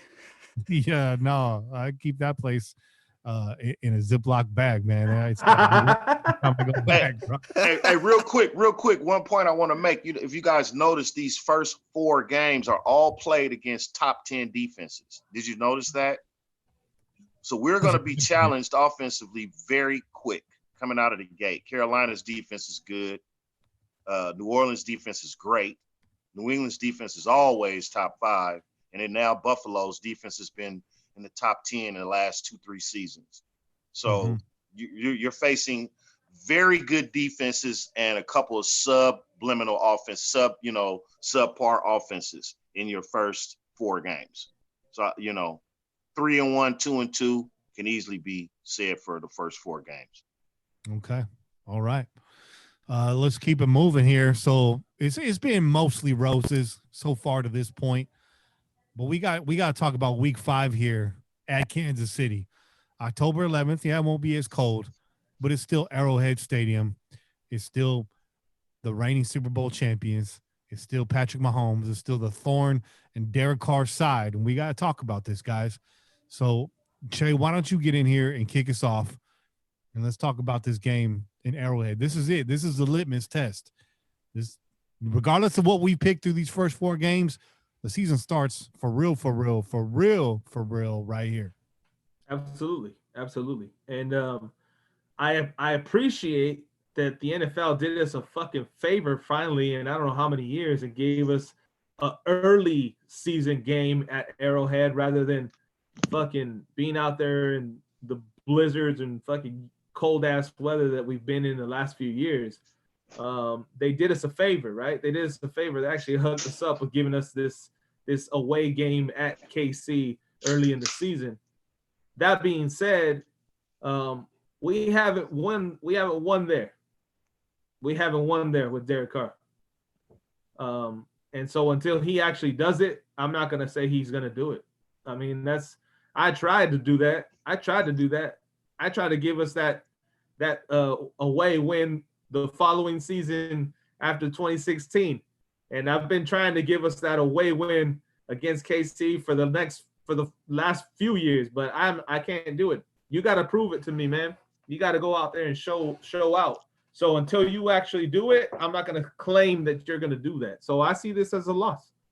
And we already know how KC games can go, man. We've been there. We've done that. KC games could be close. We could be in the game, and then one play happens, and it's a fucking blowout. It's a rout. And so that's how I see this game happening. We could be in there, and then a fucking, a big play happens, and they run away with the game. So I'm going to go ahead and say, we already know what they do on offense. So I'm going to go ahead and say that they're going to put up 31 points against us, and the Raiders will falter. Hopefully we get above 20, but I'm going to say 20. All right. Wow. Yeah. I mean, even in our house last year, it only took one quarter for the wheels to fall off bad. So, Kane, why don't you get in here next, bro? What you got? Week 5 at Kansas City. This is the house of horrors right now. Well, for me right now, Kansas City is on fire, and I hate that. I hate Kansas City, but right now, Kansas City just won a Super Bowl. They're on fucking fire. And with that being said, that house is going to be rocking when they come to play the Raiders. It always is. They have Raider Week in Kansas City. This goes down every year. This will be no different this year. Yep. And right now, the Chiefs are head and shoulders the better team. Even though we play this team, we have a certain amount of energy that we come out with, and we always play them really close in the first half of the game. And, then Andy Reid comes in and figures this out. And some say, oh, he's taking it easy on his boy John or this or that or whatever. I'm going to say they're the better team. Until we beat them, they are the better team. I don't disagree with Che in that. Until we beat them, they're the better team. So with that being said, especially in their house, even though it's not cold, we may play them close, and we may show that we'll be looking to play them again at home, because this will be a close game, because it will be a close game because the Raiders have gotten better, and they will make sure they will be playing, I think, on all cylinders when it comes to week 5. I do. I think they will have gelled and everything, and they'll be playing great. Do I think they're going to win? No. I think it's going to be a high-scoring shootout between the two quarterbacks and the weapons between the two offenses. And we're gonna come down to a fourth quarter battle, and the Raiders are going to lose this one 34-31. Wow. 34-31. Hey, in the fight. Like I said, man, this is a litmus test. They said Derek Carr needed weapons. They said he can't play in cold weather. Well, those boxes are checked off for this game. Last time I looked, the Chiefs play in Missouri, the show me state. Well, so far, Derek Carr hasn't shown me shit in Arrowhead. The Raiders are better, but they're not quite there. This is a loss, 34-17. The Chiefs take it, and that ketchup machine just keeps on rolling. That ketchup factory is open for business right now. That's an ass whooping. Alternate universe prediction. Andy Reid prepares the entire week for Derek Carr and the Las Vegas Raiders. And John Gruden, for one game only, starts Marcus Mariota. He runs for 500 yards, and the Raiders win. I swear to God, I just heard a bunch of glass breaking like down the street. I'm pretty sure a bunch of people just threw their phones out the window right now, man. No, but my real life prediction. This goes down as an L, 34-17. The Raiders lose to the Chiefs. But what does that make them at this point for me? 1, 2, 3, 4, 5. So 3-2 going into the bye for the Raiders. Still on the better side of the win column. No need to panic. But the Raiders do lose in Arrowhead. They're not quite there yet. 34-17. And we go back to cold weather games in Arrowhead for the rest of our life. But it is what it is. Bobby, finish this off once again. I promise you won't go last next. You're going to go first. This will be a doubleheader for you. So take us through this matchup at Arrowhead and bring us right into the return of Tom Brady in Tampa Bay. Ooh, that's awesome, man, because honestly, it's funny that you said that, you know, talking about the show me state. I mean, yeah, Derek Carr hasn't shown me shit, but neither has Gruden. I'm not sure if you guys remember, but they always show that statistic up on TV whenever we're watching about how Gruden has beaten Andy Reid so many times and blah, blah, blah. Honestly, I think Gruden's going to step up his game this time. And it's funny that you mentioned about the whole Mariota thing, about them not being prepared and this and that. Here's a hilarious, crazy scenario fact I'm going to throw out there. I'll just throw out the name, dog. Bowden. He's just going to confuse the crap out of everything. Honestly, will that happen? I don't know, dude. But remember, now we actually got some sort of weapons. We got a QB that has won in Kansas City before. We have another player that has played QB in for Kentucky as well. And he actually did pretty damn good for not being that great. So honestly, I see Carr and Henry Ruggs III just turning it up, dude. I see them just fucking just doing it up this time, and I see us splitting the games. I see us taking Kansas City in Kansas City, dude. We gonna beat them 31-30. Why? Because Mad Max is gonna get 2 sacks. That's why. Damn. Hold on. That's a hot take, bro. Oh yeah, That's hot. dude. That's hot as shit. I'm burning up over here. That motherfucker's so hot, Dude. I took off my socks, bro. It's that hot up in here, dog. My feet are sweating, bro. But I do agree with you, Bobby. I think it's gonna be a battle of the offensive weapons on each team. Oh yeah. Yeah, hopefully by this time in the season, hopefully you're right, Bobby, and John Gruden is able now to get deeper into the playbook with those weapons. So, hey, that could very well happen. It could, if it's going to happen, this is the time for it to happen with the Chiefs falling in the schedule right where they are. You know, year 3, like you said, bro. Mm-hmm. Show me state. What the hell do you got, Gruden? I mean, because there's a lot of us that are showing our dislike for the moves that Derek Carr is doing, but are you hooking him up with the right plays? That's what I want to see. And like Kenny said, there is no cold. You know, we're not dealing with that no more. So it's not like he has to deal with all the ice and all the snow out there. So he's got that going for him. So come on, guys. So Lynn Bowden Jr. Bowden. Show me what you're working with. Check it out. Raiders going to a bye week after this. So we'll take a short break right here and let you know about onenationfanwear.com. Look at the stitching on that hat. It's real nice. I mean, that's a real nice hat. That's a snapback, also available in the dad strap back. You can get that dad hat as well. But Bobby, I promise you, you're going to take us right into Tampa Bay. So do that, man. Bobby Wasabi, week 7 versus Tampa, coming off a bye week, October 25th. This is another Sunday. This is another primetime game right here. Talk about it. Well, this is that song that Chet was singing earlier, that whole redemption song, man.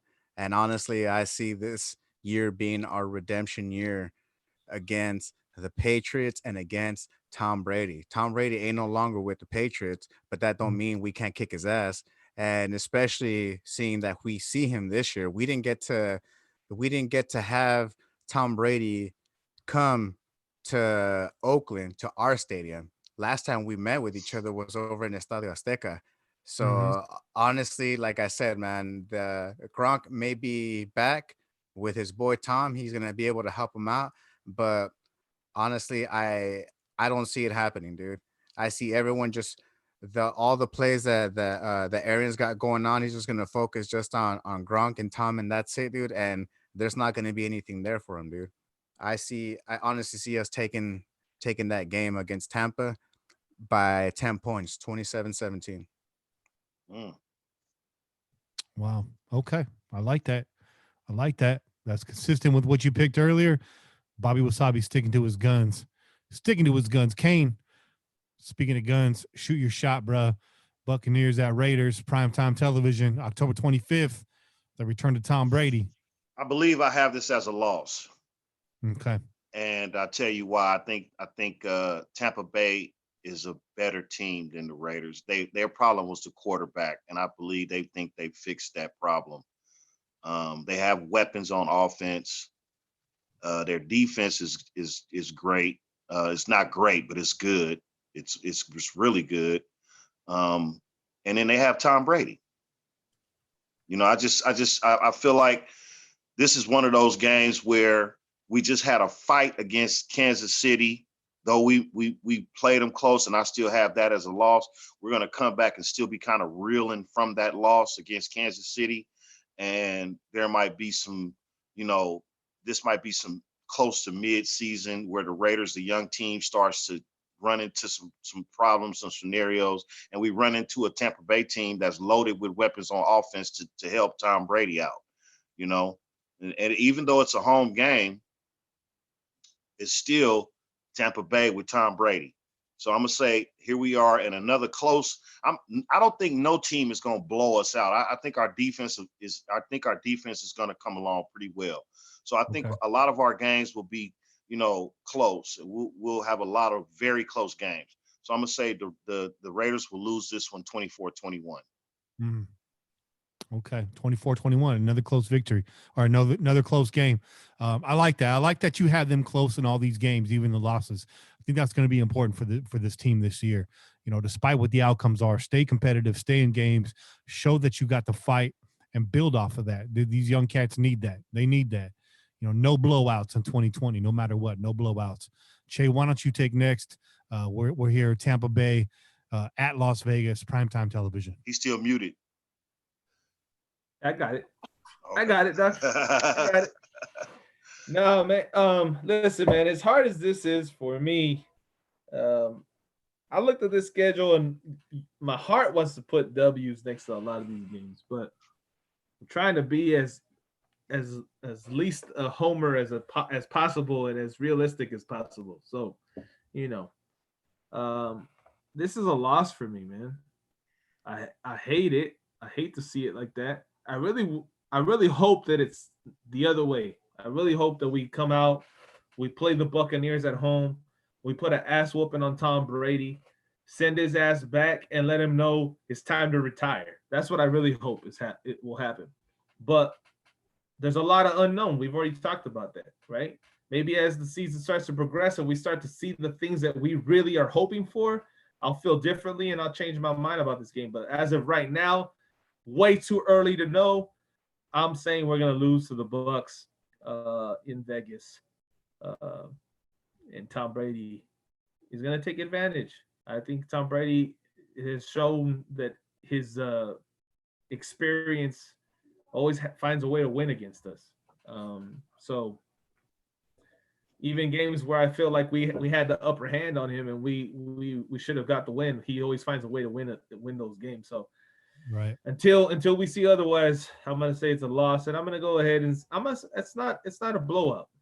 Okay, we're gonna be in the game. We're gonna show some things. We're gonna grow again a little bit more in this game.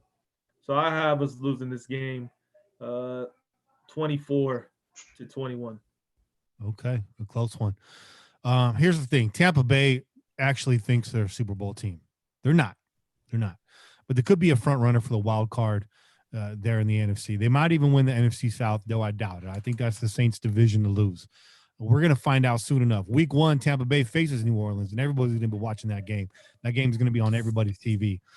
Although the Raiders missed their chance to exact revenge against Tom Brady and the New England Patriots, they get a chance at both this year in piecemeal fashion.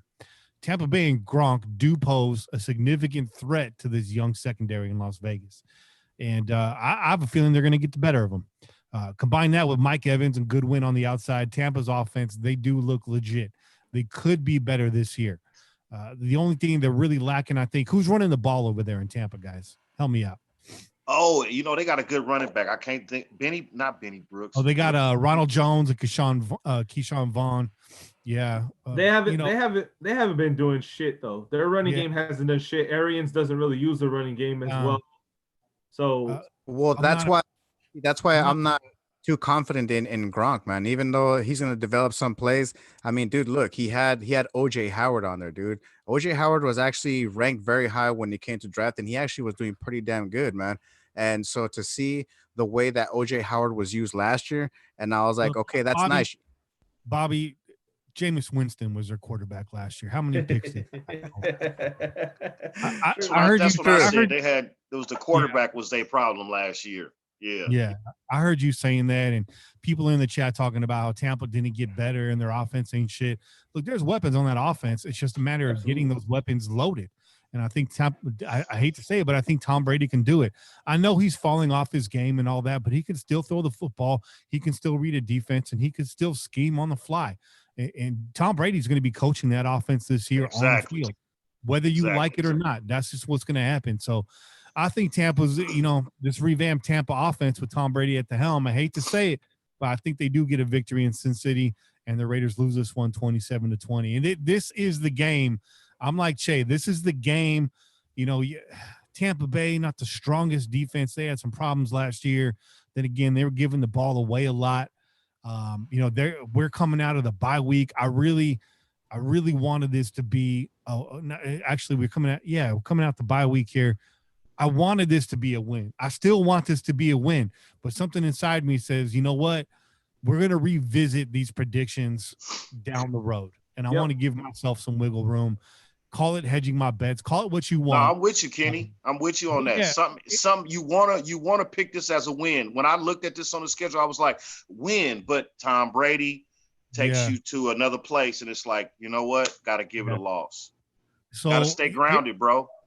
Yeah, and every year we look at the schedule, and there's games that you're going to mark as a win that we're not going to win. There's going to be games you mark as an L that we come out ahead in, and you just can't figure it out why going into that. And I think this is the one where you look at it and go, yeah, we could win, but this is the one you walk away from shaking your head going, damn it, Tom Brady got us again.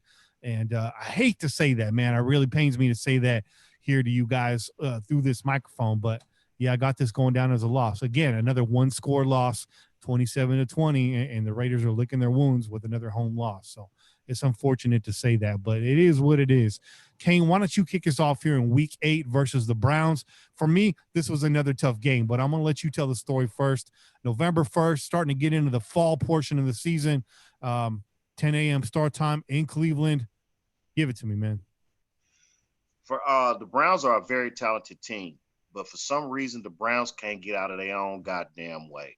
And until I see the Browns actually using that talent and becoming with the matching the talent with the win-loss column, I'm going to say we can always beat the Browns. I'm going to say this, and I'm going to say this. If you want to make the playoffs, you got to beat the Browns.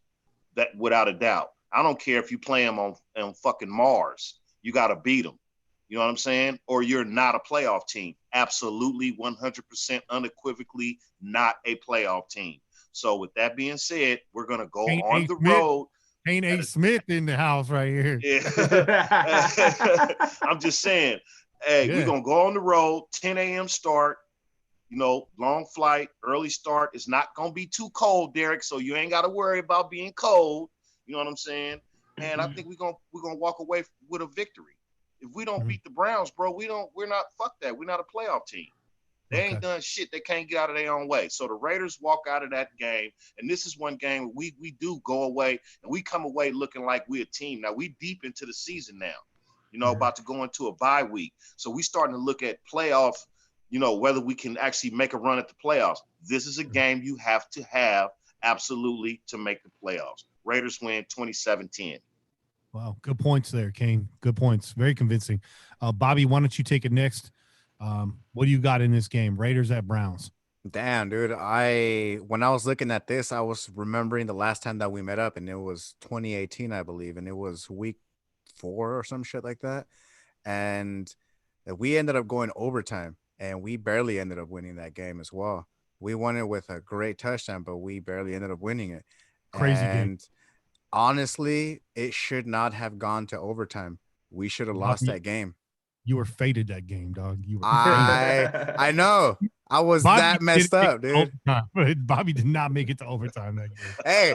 Hey, I heard overtime on the radio in the parking lot when I was throwing up, all right? But I heard that motherfucker. And I was like, what the hell is going on? I had to rewatch it again, too, because, yeah, I was pretty messed You was still in the house. The parking lot is still the house. yeah, exactly, man. Yeah. And Bobby, just for the record, Bobby did not leave early. He got kicked out in true Raider fashion. You get points for that, dog. You get points for that. That's right. Hey, and shout out to my boy Gil, who actually had to fucking manhandle my way the fuck out of there, dude. It was like that 3-legged race, except I was just dead drunk and he was carrying me, dog. But the way I see this game shaking out, it sucks to say this, but especially to a team like the Browns, there's so much shit that I've talked about the Browns in the last who knows how many years, but I think we're going to lose this game 27-24. The reason why is I think it's going to be a trap game, dude. Honestly, dude, I see it happening because I believe that Baker Mayfield is finally going to turn that page and he's going to start clicking with OBJ, with Jarvis Landry, man. We have to remember, dude, is that the Browns do got weapons, man. They do got weapons in the air. They do got weapons on the ground, and their defense is not the best, but they are good, man. And like I said, I just remember that game, that 2018 game, dude. And I was like, fuck, dude, it should not have been that close. That was a different team, though, Bobby. That in all due respect, that was a different team. True that. It is 2018. It was a whole different regime. Yep. But I'm just going off of that sad memory of me getting carted away and just us losing by 3. All right. Another close one, though. Hey, you can't knock the competitiveness. You know, a lot of these losses that we're chalking up, I know it hurts you guys to hear that, but we have this team competitive in every game so far, for the most part. I'm going to get in here next, and then Shay, I'm going to have you do a back-to-back. I'm going to have you round this out and kick us off against the Chargers. Cool? Cool. Since you got them fucking Charger headphones on. Anyway. Get the fuck out of here, bro. Get the fuck out of here. I'm just playing, bro. I'm not trying to bury you, bro. He's a San Diego chicken. Have you run the 2-minute drill just to check your credentials, bro. Yeah, this is Dodger Blue, bro. This is not fucking. Don't make me hop in the truck, Kenny. I ain't got no chance. I'll show up at the crow's nest, dog. For you to have on blue headphones, we play a lot of teams in blue this year, bro.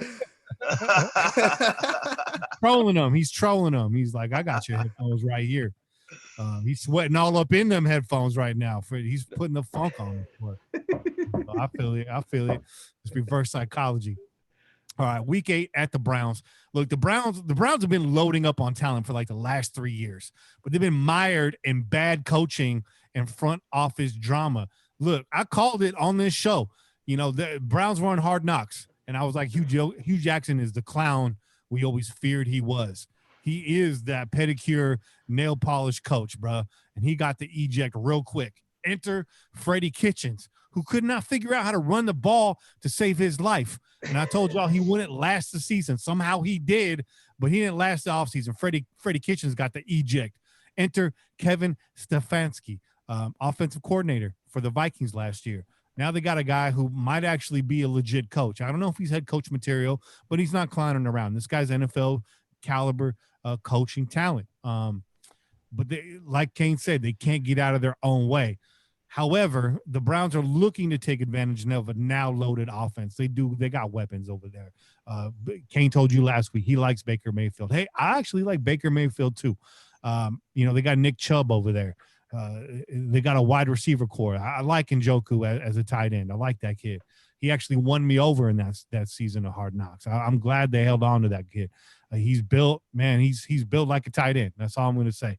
The weather, it's going to be moderate, but the competition gets a little bit stiffer. This road is getting a little bit longer. The Raiders stay competitive in this one, but unfortunately, I got them losing a heartbreaker on the road, 13-20. Again, it's a close one.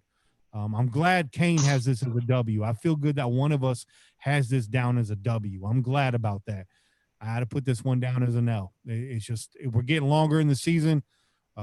Rookies are maybe starting to hit the wall a little bit. It's going to be a tough one, but they falter 13-20 in a trap game. Che, take us into the next. Che, take us into Cleveland, round this out, and then take us into LA. All right, man. Listen, I gotta say, I agree with you guys, man. With you, Kenny and Bobby. I have this down as a loss too. I want to put it down as a win. I do. I want to put it down as a win. But I see the Cleveland Browns a lot like the Raiders, bro, in terms of like putting things together and just haven't gelled right. Eventually, you assume they're gonna gel, right? You assume that they're gonna fucking start to put something together. And I think if they have any future in actually doing that, right around week 8 is gonna be the time you start to see it, right? So I think we've already been through the OBJ weapon. We know Baker Mayfield's in here for his 3rd season now as the quarterback. They got receiving talent, okay? They got 2 running backs in Kareem Hunt and Nick Chubb that have been proven in past seasons. They're proven running backs. They're weapons. The coaches, like you said last season, I don't know what the fuck they were doing, man. There's no reason why they shouldn't have been just annihilating people with that run game. Maybe it has to do with the offensive line. We'll see what the offensive line looks like. Bad coaching.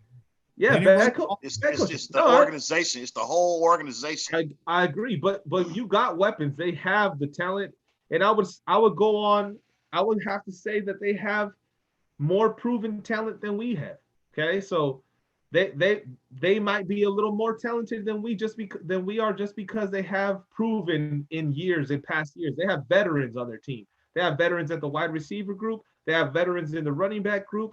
They have, they have a defense that's been gelling together for the past few years too.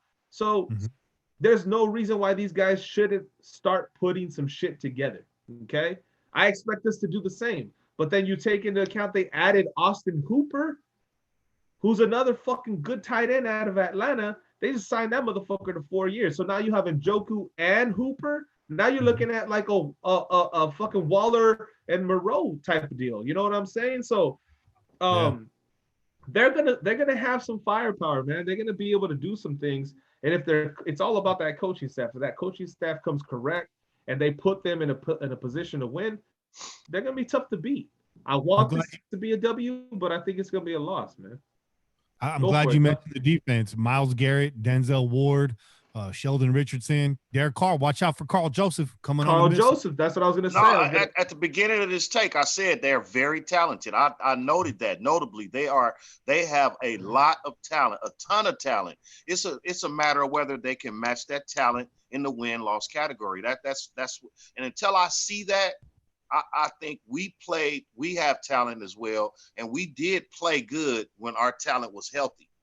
We didn't just play dysfunctional. They had OBJ, they had Landry, they had Baker Mayfield most of the season, and they played dysfunctional. They played a dysfunctional game.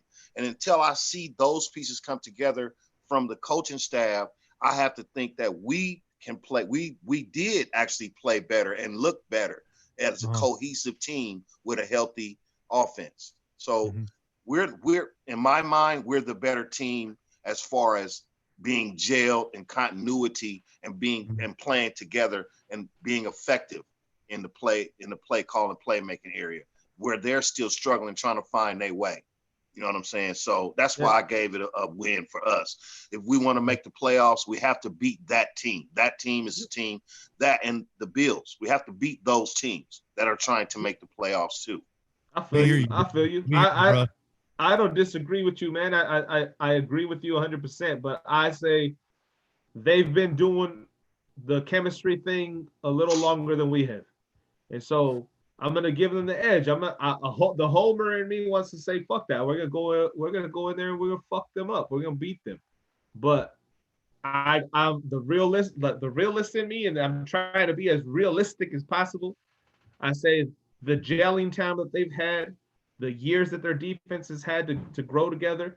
I think they got a little bit of an edge on us. Not a lot, but they got a little bit of an edge on us, and I expect us to be in the game but lose a close one. I'm gonna say 28 to 24. Wow. Okay. Take us to LA, man. The Chargers. Now we can get back to winning. We're gonna go. Okay. It's a road game with a 1 o'clock kickoff in our home away from home in our best friend's house. Right? Yeah, it's like we're going to see our girlfriend, bro. It's like going to see your ex-girlfriend. Yeah. It's like going to your girlfriend's house, who's also your house too. You know what I'm saying? You got your clothes and shoes and shit there too. You know what I'm saying? If it was an ex-girlfriend, it would be a really bad experience, dog. Okay, but this is gonna be a good experience. So it's like going to see your girlfriend before you guys move in together. You're like, yo, go visit my girlfriend, my home away from home. This is what it is, man. Going to see the San Diego Chargers. I said San Diego Chargers. LA Chargers, I guess that's who they are for now, until maybe they get ran out of LA. They're just the Chargers. They ain't got. They're just the Chargers. The spark plugs. We're gonna go in there. We're gonna fucking run their house like we do every fucking season, anyways, bro. The black hole is gonna show up in strength to LA. We're going to take over that new stadium just like we took over their soccer field and just like we took over Qualcomm when they were in fucking San Diego, okay? We're going to take over wherever the fuck they go. As a matter of fact, Chargers, go to Spain. We'll go over there and take over that field too, dog, okay? I don't care where you go. We're going to take over the game. It's our home field every time you play us. You don't got no home games against us, okay? And we're going to go in there. We're going to beat their ass, okay? I'm going to say it. Sorry. I don't understand where the fuck Charger fans get off thinking that they somehow improved this offseason. I don't understand that, okay? I understand you're excited about people that you drafted, okay? I mean, I understand that. But listen, how is it that you're going to tell me that your team got better losing your veteran quarterback and replacing him with a rookie quarterback? That doesn't make no fucking sense. No. Come on, dog. Like, this is you retarded. If you think your team got better, come on, man. Your team didn't get better. Let's be real. That kid's gonna take an ass whooping. We're gonna hand it to him, and he's gonna say, "Shit, Raider Nation is no joke. I really wish they would have drafted me, but that didn't happen. That didn't happen, kid. That didn't happen. Okay. Yeah. We went after the rugs. Dog. But listen. Put a stamp on it. But listen, we're gonna go in there. We're gonna win this game. Okay, we're gonna beat the Chargers in our home away from home, and it's gonna be a nice win, man. We're gonna be celebrating in the fourth quarter early. So I'm gonna say 30. Let's go ahead and say 34. Okay, let's say 34 to 21. I'll give them 21. They get a late score. A late nonsense score at the end of the game. Yeah. Charger time, touchdown, garbage time. Bobby, why don't you get in there? Man? Takes to LA. How's this gonna show me your lightning bolt or don't?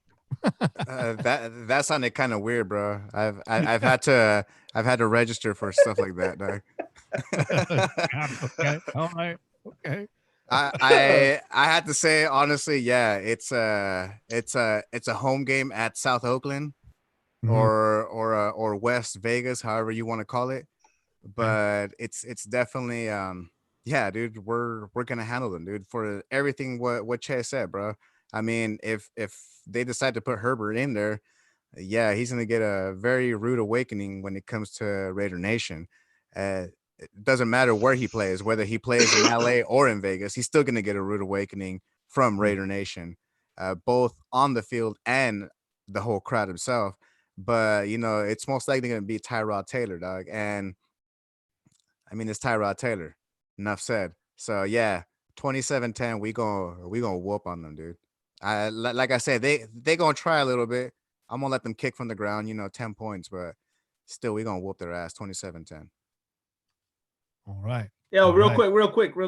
But by week 9, you think Tyrod Taylor's still gonna be in there? I don't know about that. I don't know. I think their season might be done with by that time. They're gonna be like, hey, let's just go ahead and put the kid in. That's just my comment. Yeah, pretty much. Well, week 9 is my. Remember, week 9 is my week 1. If we go back to saying that half the season is shot, so yeah, okay. I could definitely see that happening. Like they just give Tyrod Taylor the pink slip right before the damn fucking season starts. Did you put a score on that, Bobby? Did you? Yeah, 27-10. We gonna whoop on them by 17 points. All right, so it goes to you, Kane, the Los Angeles Chargers of nowhere. Well, pretty much the Chargers don't have a quarterback right now. We don't know what Justin Herbert is going to look like, and we know what Tyrod Taylor is going to look like. So if you can't beat Tyrod Taylor and a Chargerless offense, because due to the quarterback, you don't need to make the playoffs. These are games that you have to win to make the playoffs. So I don't even know. I don't even know why I'm wasting my time talking about this. We need to go into our second home away from home, and blow this team out. And it's funny because we already saying they new home, their new home, brand new home. They ain't even played a game in. It's our home too. So you know how that game gonna be. We we coming off a bye week too. You know what I'm saying? I believe we coming off a bye in that game, if I'm not mistaken. Raiders go in and we blow this team out with no quarterback. Very good defense, no quarterback.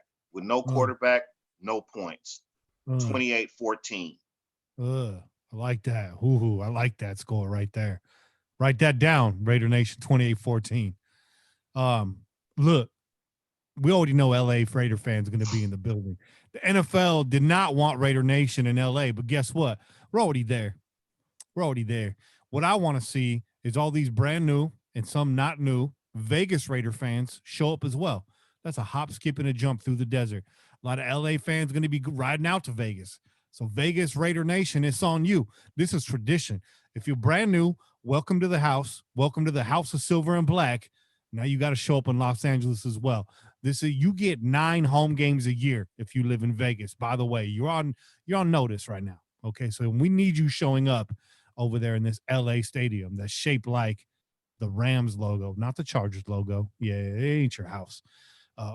By the way, Herbert in French is pronounced hair bear, by the way, in French. I thought you were going to say A-bear. Okay, yeah. That's funny. It's the hair bear Tampax. Hair bear. There's an extra R in there. Oh, hey. I knew some hair bears, bro, back in the days. Chicks with the aquanet in their fucking hair, bro. Them poofy ass bangs, dog. I live in Gilroy. I know. You smell Aquanet, bro. You know they're playing fucking. They're playing freestyle too, bro. Damn, you said Aquanet. Bobby, you went way. You draw way back to go to Aquanet, bro. That was the shit I used to spray in my fucking hair on my natural. Yeah. Stevie B, bro. Johnny O's coming for you. Coming from that spot. Hey, we're walking up in there. We're making ourselves at home. We're going straight to the kitchen. We're opening up the fridge. We're pulling bowls out the cabinet. We're making cereal, and the milk is cold. And our jackets and shoes and shit is all the way in y'all's closet already. It's a you brand already new got a closet in that motherfucker. You know it's a brand new house. Shit. I'm walking up in there. I'm pissing on the carpet. I'm shitting in the kitchen sink. I'm ruining that house. Farting in the hallway. I'm looking for the box that say Kane stuff on it. Shit. I'm leaving a flaming paper bag on your doorstep. Everything, everywhere. Your new house is foul now. When I'm leaving that spot. Look, every single year, the Chargers are expected to improve off the previous year, and every year they fall flat on their fucking face. And now, with the exit of Philip Crimea Rivers and the entrance of Tyrod Taylor and Justin Herbert. And 0 changes to that offensive line, which every year is porous. I don't give a fuck. It's injuries. It's always one thing or another. The Raiders' young pass rush shows up again against a division rival in this home away from home battle. The Raiders get a bone with the crowd, and they start with the time in their favor. 1:05 p.m. start time on an away game. You can't ask for much more than that. And what's more, the Chargers' edge rushers, yeah, well, they're going to be forced to play against Josh Jacobs coming straight at them. That's how you defeat a pass rush. You run straight at them. And a quick passing game. By the way, this quick passing game, I haven't mentioned them yet. You guys have mentioned them. In this quick, short passing game to negate the pass rush of the Chargers, look for Ruggs to have his breakout game with an 80-yard reception to the house.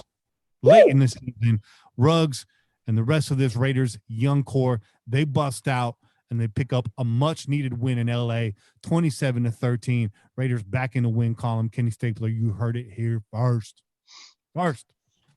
I'm going to take us into Denver since I'm on a roll. Let's do it. Broncos Raiders, 1:05 p.m. start time. It's November 15th. It's Las Vegas. I'm sorry, I'm not taking us into Denver. We're staying right here at home, in home with Las Vegas. They're coming in here after a trip to Atlanta.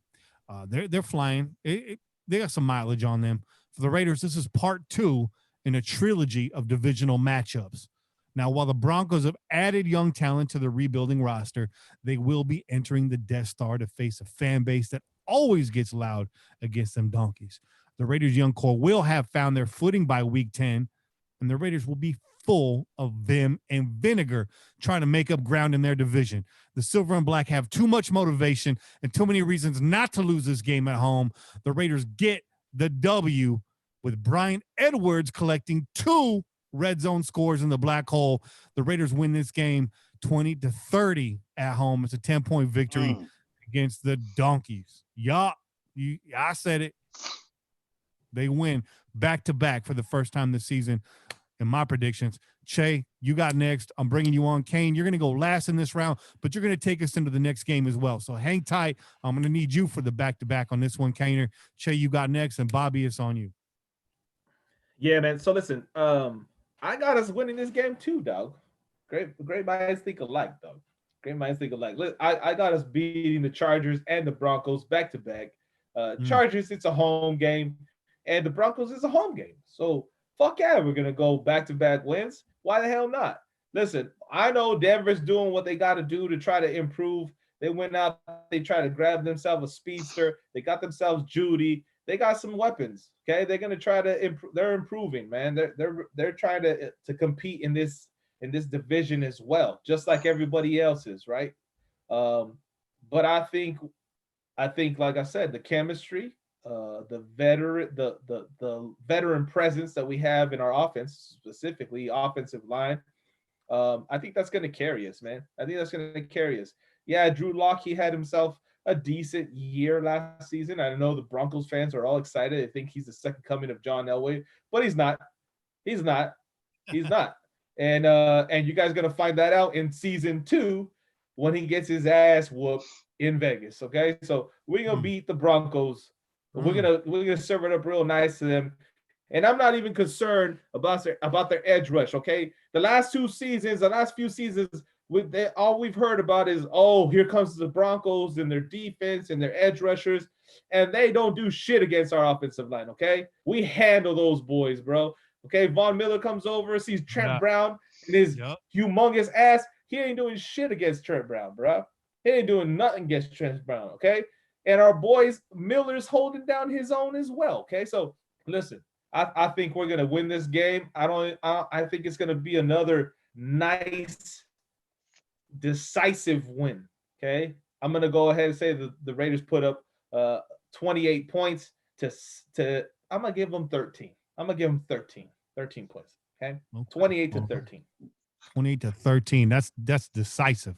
Bobby, decidedly, what's your prediction for this game? I got us beating the Broncos 21-14. We're going to beat them by a touchdown. And honestly, the reason why I see us beating them is because, yeah, that may be cool. Locke may be finally getting some sort of rhythm. last year towards the tail end of the year. He's finally, seeing the speed of the game. He's able to read things a little bit better, and that's cool and everything. But he's going into our house with a couple of rookie wide receivers. You got Judy and you got KJ Hamler. And honestly, they've only played one other divisional rival up until this point, and the other divisional rival that the Broncos have played has been at Kansas City. So you're playing Kansas City first, then you're coming, stepping into our dome. It's not going to happen. Dude. I don't see them being able to pull that off, even with those offensive weapons that they have there in the wide receiver room. Not only that, you also have to remember that, they got Melvin Gordon, but I mean, look, he held out for I forget how many games, and when he came back, he wasn't all that, man. Honestly, dude. He wasn't. And honestly, I don't see them doing it. I see Lindsey doing more than Gordon will for the Broncos. But I mean, just with Gordon being there, dude, he's not going to be, something that we're going to have to, look out for that much or whatever. Honestly, I see us pulling this off, a W, 21-14. Got it. All right, Kane, you got the back-to-back. You got the double header right here. So round us out against Denver, and they're going to take us right into the next game against Kansas City. I got you up. So again, I think we beat Denver. I think we beat Denver handily. I think they still have a young quarterback, although Drew Lock is good and they do have weapons on offense now. Melvin Gordon was out for 10 weeks last year. So, he came back late and he didn't look as great. That doesn't mean he won't look great this year. But again, you're going to hear me say this a lot. If you want to make the playoffs, this is a team you have to beat. Again, these are games that are supposed to be winnable games in these when you're looking at the schedule. And this is a winnable game.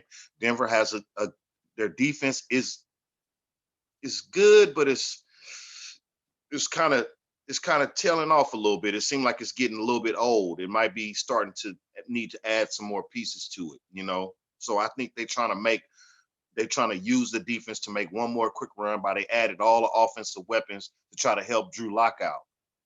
It's not going to beat us. We are the better team. We are the more established team. We should have beat them last year in the last game. They cheated us out of that win. You know what I'm saying? And so this, again, I believe this is a home game, and we're going to tear that asshole wide open this game. So, I have this game as a win, and I think the Raiders are going to put a whooping. This is going to be the first whooping you see in Allegiant Stadium, 34-17 Raiders. 34-17 Raiders. Because next week, the following week, we got to get ramped up. We got a 5:20 start against the division rival who will probably be in first place in the division coming up next week. So we have to go into playing Denver with the mindset that we finna whoop y'all's ass. We want to come out of this game feeling really good about ourselves because we're getting ready to play our division rival next week.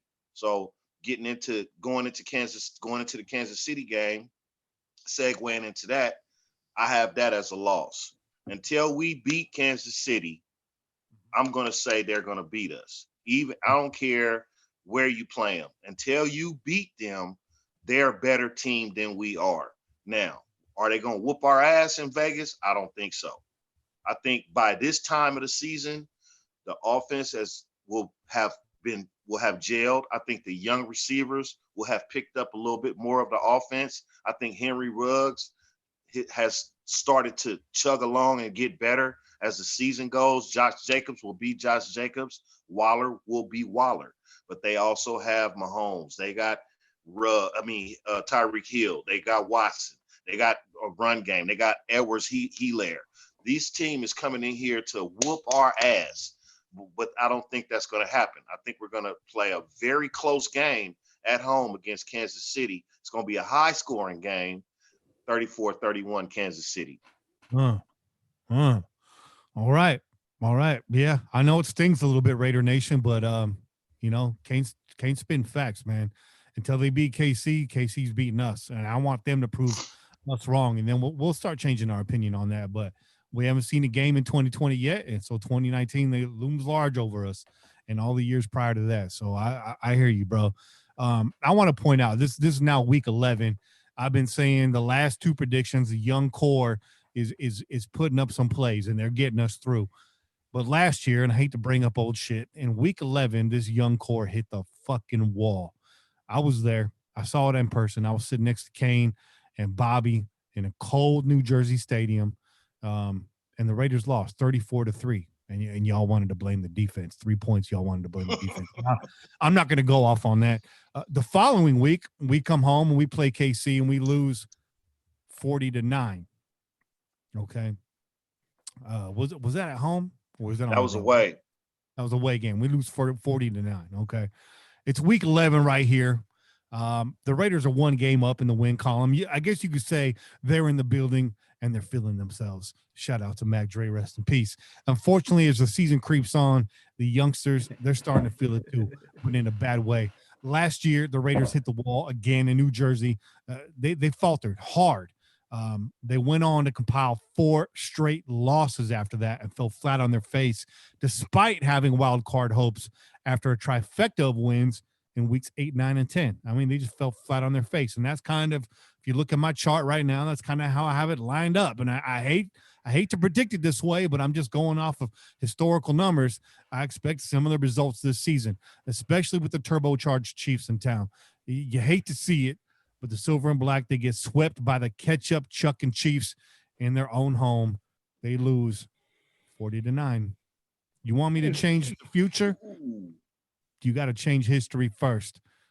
You hate to see it, but that's what I'm putting down on paper here. Prove me wrong. I'll be happy to be wrong. Bobby, finish this out. Or sorry, no, we still got Che and Bobby. Bobby, why don't you get in? Che, why don't you take the roundup on this? Yeah. Even though we're at home, I'm actually with you on this one, dog. We don't do so well down the stretch when it comes to our schedule. And not only that, I honestly see Edwards-Helaire actually improving by this time already, which should be mid-season. I'd see him improving enough for us to start to worry about him, to let Mahomes do what Mahomes does. I hate it. I hate it because I hate him. I'm just not gonna hold back, dog. I'm a hater when it comes to that, dude. I hate seeing Mahomes. I hate seeing Kelsey, dog. We hate the Chiefs, man. Fuck the Chiefs. Patrick Mahomes, he's the Steph Curry of the NFL, man. I do, man, but those bastards, bro. And yeah, dog. Honestly, changing the game. I see us just because of that bad luck of just down the stretch, man, that we've had in time and time again. I just see us losing it 30-20, man. It's still going to be a high scoring game, but it's going to be a loss by 10. Yeah, Raiders let it get away from them in that one. I think we play Kansas City a little bit tighter this year. I think we show a little bit of improvement. We don't beat them, but I think we play them very close to give us some hope for 2021. That's why I keep saying I think all of our games, lose or win, are going to be close. This is that team this year. This is that young team that's trying to fight to make it. And I think some of the games will fight and some of the games will lose, you know. I hope you're right, Kane. I really do. I really do. I'm praying for that. Che, man, finish this out. Is Che got me? Is Che frozen over there? Yeah, man. I mean, there he is. I'm with you, Kane. No, you got me? You got me? You got me? Yeah, we got you. We got you. Okay. All right. I'm with you, Kane. I feel like this team is gonna play them a lot closer.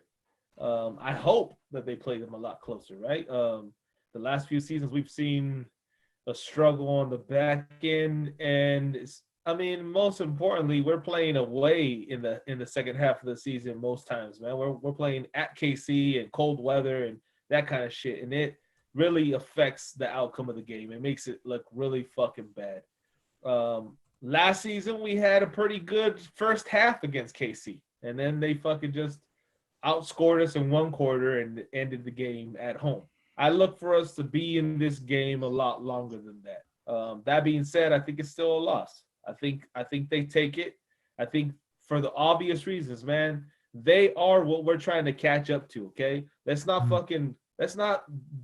lie to ourselves and say that they're not a better team. It's proven they fucking won the Super Bowl. Have we won a Super Bowl? Okay, like I don't get Raider fans getting upset when we fucking kick the truth to you. Like, if you're gonna get mad because I tell you we're gonna lose to the Super Bowl fucking champions, then I don't know what the fuck to tell you. Like, we're not there yet. We haven't gotten there yet.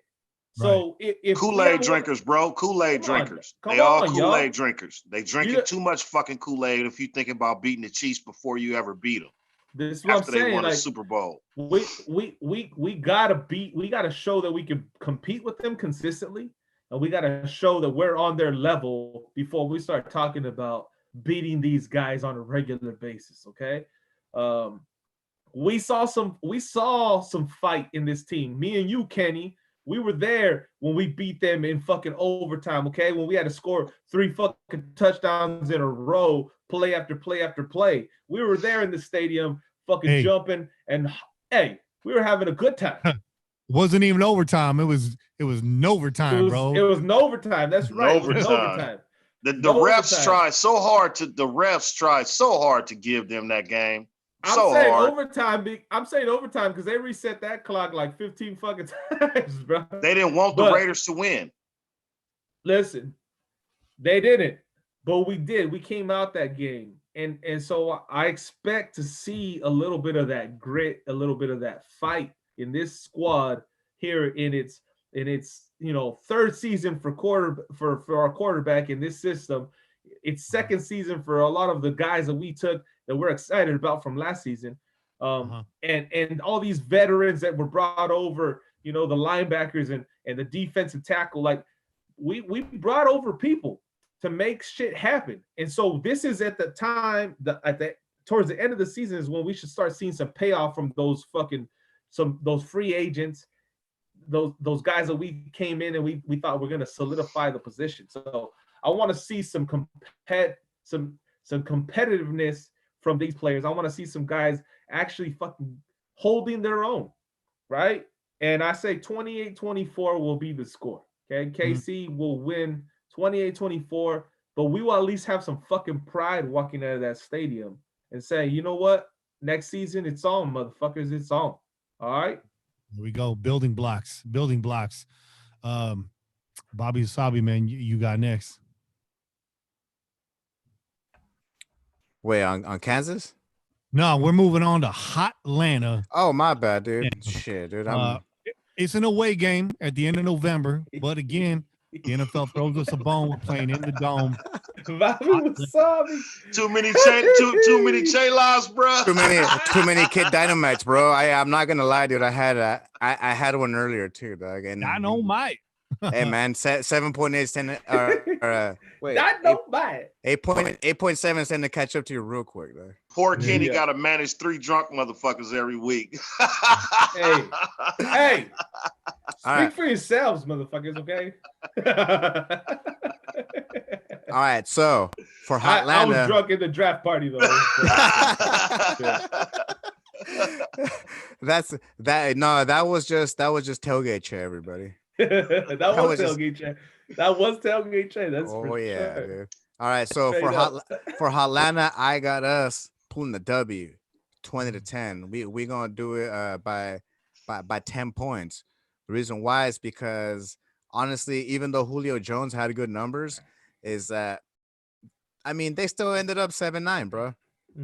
Seriously, dude. I didn't see much from them last year. They didn't make much of an improvement. They were okay at the most, but they really ain't much. Not only that, with the addition of Todd Gurley to the running back crew, the most they're gonna get is a non-arthritic knee. But in reality, we all know that knee is blown out, dude. There's a reason why the Rams gave him the pink slip, bro.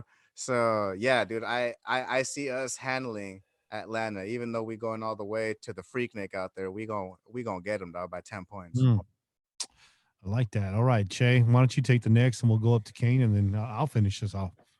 Okay. I got this as a loss. I like your take, Bobby. I hope that's the right one. I hope that's the right call, dog. I hope we do go out there and beat Atlanta, but I don't know, thought you were talking man. about the Freaknik. I was like, yeah, that's the right call too, bro. Yeah, no, it's the right call to go to the Freaknik, bro. It's for sure. Raiders For ball, sure. bro. But no, listen. Yeah. Shout out, Outcast. Shout out. Listen, I'm gonna say that we lose this game, and I just think that veteran quarterbacks that are above average in some ways get us, man. They just have a tendency to beat us, and until we show consistency beating legitimate quarterbacks, right? Legitimate fucking, veteran and upper echelon quarterbacks, I think we can't have that expectation that we're just gonna like run over them. So Matty Ice has shown in the past that he can get shit done. So I don't expect him to just stop, especially when you got the weapon that you got in Julio Jones. And again, we got some young DBs back there. This is gonna be the first time they see Julio Jones. None of these motherfuckers have seen Julio Jones. Okay, we didn't play Atlanta last season. Nobody on this team, none of our DBs have seen these guys, except for Randall, right, who came over from Cleveland. He's been around. I'm sure he's seen him. And who else we got back there? Heath from the Cowboys, right? Mm-hmm. These guys are veterans, but I don't know. Did they play them? I don't know if they played Julio Jones. Outside of that, this is youth against a veteran, established number one receiver and a beast of a fucking receiver. So yeah. I expect them to take some lumps. There is no fucking shame in that. There's no shame in that. You take some lumps against the number one receiver in the league. A lot of people see this guy as the number one receiver in the league. So there's no shame in that. Todd Gurley, yeah, I think Bobby hit it on the nail. I don't think the Rams would have been so quick to let him go. But I think also the running back position isn't valued as it was anymore, man. Like running backs. Did you say Todd? Did you say Todd? Todd. Shout out to Scott for the donation, by the way. I meant to catch up on that. Hell yeah. No, listen, I think there's a possibility that Todd Gurley's knee is done for. Okay, there's a very good possibility that that's the case. I think it's also Todd's the Rams Gurley knee. Todd's Gurley knee. But I think there's also there's a chance that the Rams said, well, why are we going to reinvest in a guy that we think might not have a whole lot more left in him? That makes sense too. That's just fucking business, y'all. So you let him go to another team. That doesn't mean he's not going to be productive. So until we see unproductive Todd Gurley, I'm going to give him a shot to go out there and make some noise for Atlanta, at least for a season. They got Hayden Hurst from Baltimore. He kind of got replaced as the tight end, but he's kind of sought after, and he was kind of making some noise before he got replaced in Baltimore. So he might actually do a good job in replacing Hooper. As far as their draft goes, their draft, I don't know. Let's see. I'm looking over here at these draft picks real quick. Bear with me. I want to see who they got. I want to get so they got cornerback out of Clemson, AJ Terrell. Okay, so they're trying to make some improvement on the defense. Matt Hennessy. Yeah, you jumped straight to the third round pick for good reason, man. That last name right there. It's got it. AJ Terrell. They had hella draft picks. Yeah, they had a lot of draft picks. So they had what? They had a first rounder, second rounder, third rounder, 2 fourth rounders, and a 7th rounder. Not too much. Not too bad. But there's been other teams that have had far more draft picks than them. Yeah. But they got AJ Terrell and Marlon Davidson at Auburn as an edge rusher. We'll see how they turn out. I think Terrell is gonna be a good pick. I don't know where Marlon Davidson falls. I didn't see a whole lot of tape on him. He played for Auburn. Auburn had a good defense, so I'm sure he's going to be decent. But who knows if he's going to be this barn burner in the NFL. We'll see. It's a wait and see. But I think they're going to be solid. They're going to be decent, and they're going to challenge us, specifically our defense. They're going to challenge our defense. And for those reasons, I'm saying Atlanta's going to win this game. And I'm going to say they win it 21-20. I think it's going to be close. Another close one. Kane, it's on you, man. Hot Atlanta. Well, Atlanta what we failed to mention about Atlanta is they went 4-2 in their division last year. So they did play their division pretty tough, which means that they're good in their division. They did add a lot of draft picks, and they're in sort of a middle of a rebuild, not a semi rebuild, trying to reload, so to speak. And with that being said, they're going to be another one of these teams that down the stretch, this is a game that we should win. Yeah, they have Todd Gurley as a running back. They got, Julio Jones. They have I can't think of the other kid's name at the other wide receiver spot. They lost Hooper to the Browns. So they are sitting without a tight end right now. Their defense is subpar. This is one of those games where you gotta win. So the reason why I gave this a win I put this as a win in the win column is because if you want to make the playoffs, these are the teams that you have to beat. And this is what I based my win-loss judgment on, because this is a pretty, evenly matched, in my opinion, because we're going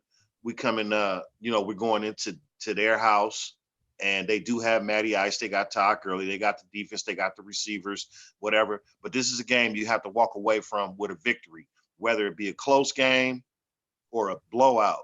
You got to walk away with a victory. So I say the Raiders in this game walk away with the win, a surprising win. It's going to surprise a lot of people because they thought we might lose it. This might be a trap game or a game we might not take serious and lose. But this is a game that you have to win down the stretch. So I'm going to say the Raiders go in and win this game 21-17. I like that. Bringing the positivity. I'm here to tell you there's a better way. Hey, you can see where my expectations are with this team right now. I see it. I see you got them headed towards the playoffs, man. Derek Carr in his third year with the same head coach, same offense. Mm-hmm. I'm expecting 10, 11 wins. Mm-hmm. It's unacceptable anything less. You're absolutely fucking right. Okay, you're absolutely fucking right about that. It's unacceptable, bro. Let's keep it real. Derek Carr's had the same offense since he got here. Throw the ball 7 yards, duck. Oh.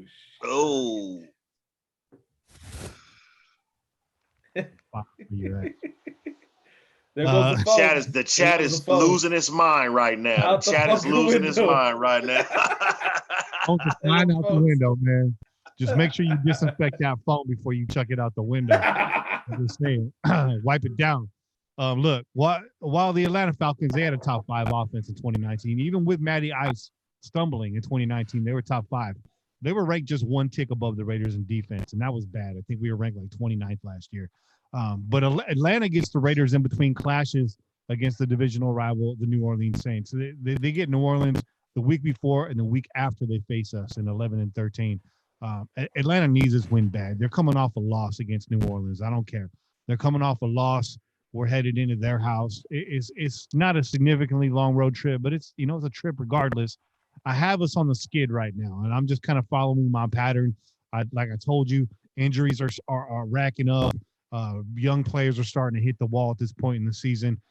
Atlanta needs this win bad if they want to stay relevant in the South. They won't. They got stiff competition this year, but they still want it nonetheless. A banged up secondary gives up big scores to Jones. Look, I saw this Atlanta team play the Raiders, and it was a different team, but it wasn't 2016. It was a winning Raiders team. I was at that game. I was sitting right next to Raider Kane, right up there next to the torch. It was like the second hottest Raiders game I've ever been to. It was hot that day. I mean, hot. I fell the fuck to sleep. Shit, it was so fucking hot. Dressed in all black. Man. Faded, hot, sweating. Yeah. Man, when I got to those seats, I was like, oh, man, this is cool. We got the overhang. The shade is on us. And then the sun started creeping. And that shade moved like a sundial. And my ass looked like a piece of salmon by the time that game was over. Wait, was it salmon or salmon? It was salmon. Oh, salmon. I think as a Raiders fan, I'm going to get that question every time I bring up Salmon now. But as a banged up secondary, they're going to give up big scores to Jones and company. I see this as another late season loss. The Raiders watch a shot at the playoffs start to fade in a close one on the road. The Raiders lose this one 20-27 Atlanta. Hate to say that again. This was another game when I looked at the schedule. I'm like, oh, Atlanta, we got that. But Shay said it, man. Matty Ice can get the job done, and he's going to hurt you. He's going to hurt you. You move that left hand for 1 second, Matty Ice slipping the jab, bam, and he's got you on the ropes. So I have this down as a loss, 20-27. Kane, why don't you kick off this next one? You were there with us last year in New Jersey, New York, when we faced the Jets, and here it is, week 13, lucky number 13. We go right back to the Meadowlands in December. In December, dog.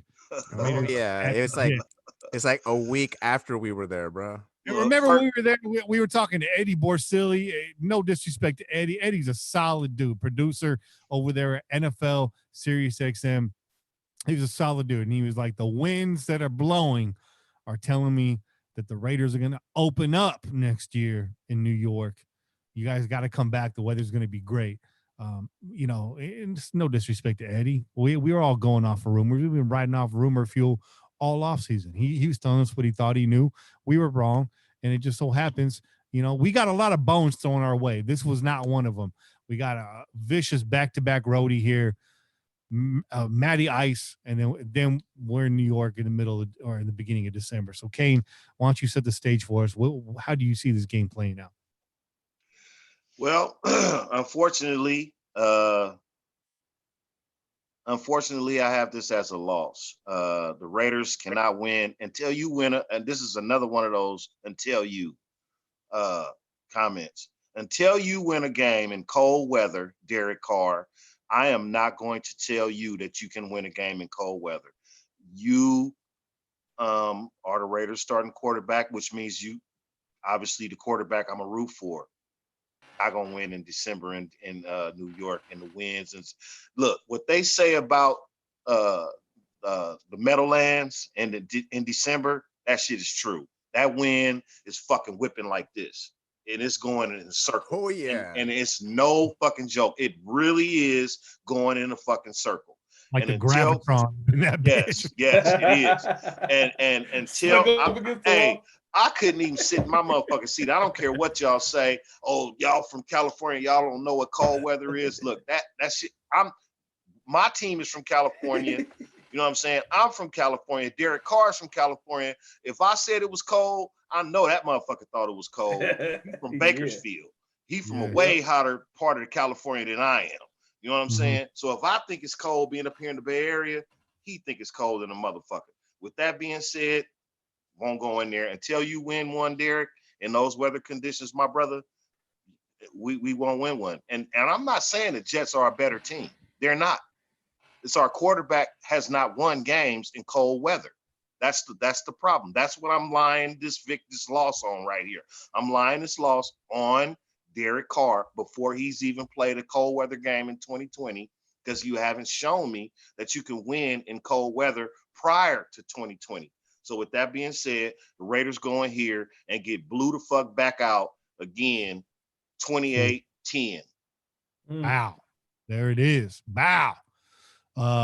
Che, man, Bobby took the exit, so you got to take the reins right here. Oh no, fuck, I didn't exit, bro. It was just that cold, bro. We was talking about New York, bro, in December. Hey, I mean, Bobby with the steal, bro. Bobby with the steal on that one. You gotta take it. I mean, listeners, y'all don't understand, bro. Like Kenny and Kane we was there, bro. We was. Hey, Bobby, that was Bobby. That was me on game day. That same fit. That was us, right, bro. There. What are you talking about? Yeah. That was all three of us. That's how all them New York cats knew that we was a bunch of Cali folks. Hey, I had like, what's your excuse, bro? Yeah, dog. I seen somebody out there walking around in Chuck Taylors, bro. I was like, man, that guy is definitely not from California, dog. I'm like, I was seeing females with ripped jeans on, with Converse, Chuck Taylors, with no socks and shit, white females like, what the fuck? You ain't got no, you got on jeans with cuts and Chuck Taylors and shit. I'm around here jumping up and down trying to stay warm, and you just gallivanting through this motherfucker like it's nothing. Man, I can't do that, man. Yeah, for all the listeners out there, man, our boy Rob came with us too. My boy, this cat was so cold. He Puerto Rican. He was putting coals in his shoes, man, just trying to stay warm, bro. He was dying out there, bro. And hot footing it, bro. Yeah, dude. But honestly, man, I see. Shit, I put hand warmers in my shoes, Bobby. I remember. I put hand warmers in my shoes. Y'all forgot? I remember that, dude. Because Kane was straight up. Ina Kamo's out there. He was like, nah. Ich komm da hast du.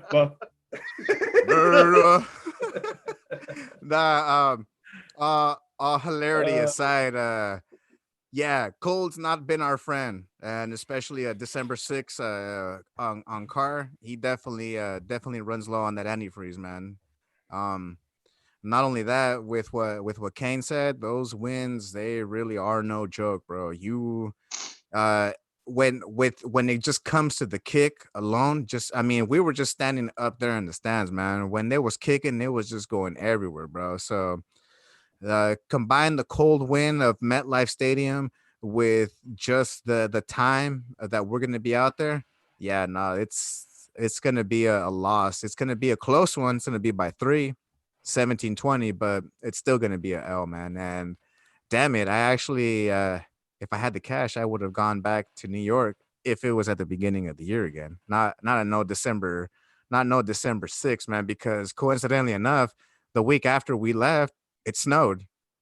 The Giants were playing there, and I was like, holy hell, dude. I'm like, we just got rain and cold. They could have been cold and snow, and it would have been bad. Oh, that would have sent me back to the hotel. I'm sorry. That would have sent me back to the hotel. Y'all wouldn't have been able to find me after the game. Y'all had to call me on my phone. I'd have said I made it back to I'm in Manhattan. Y'all have been like, what? I've been like, yeah, nigga, I can't fuck with that cold, bro. I'm in Manhattan. Shit, fuck that game. Shit, and we losing anyway. Fuck it. You know? Man. Yeah. So that's a L right there, man, against the New York Jets, 17-20, man. Los Jets. A lot closer than last year, though. No, Che, yeah, man. by far. Che, put your spin on it, man.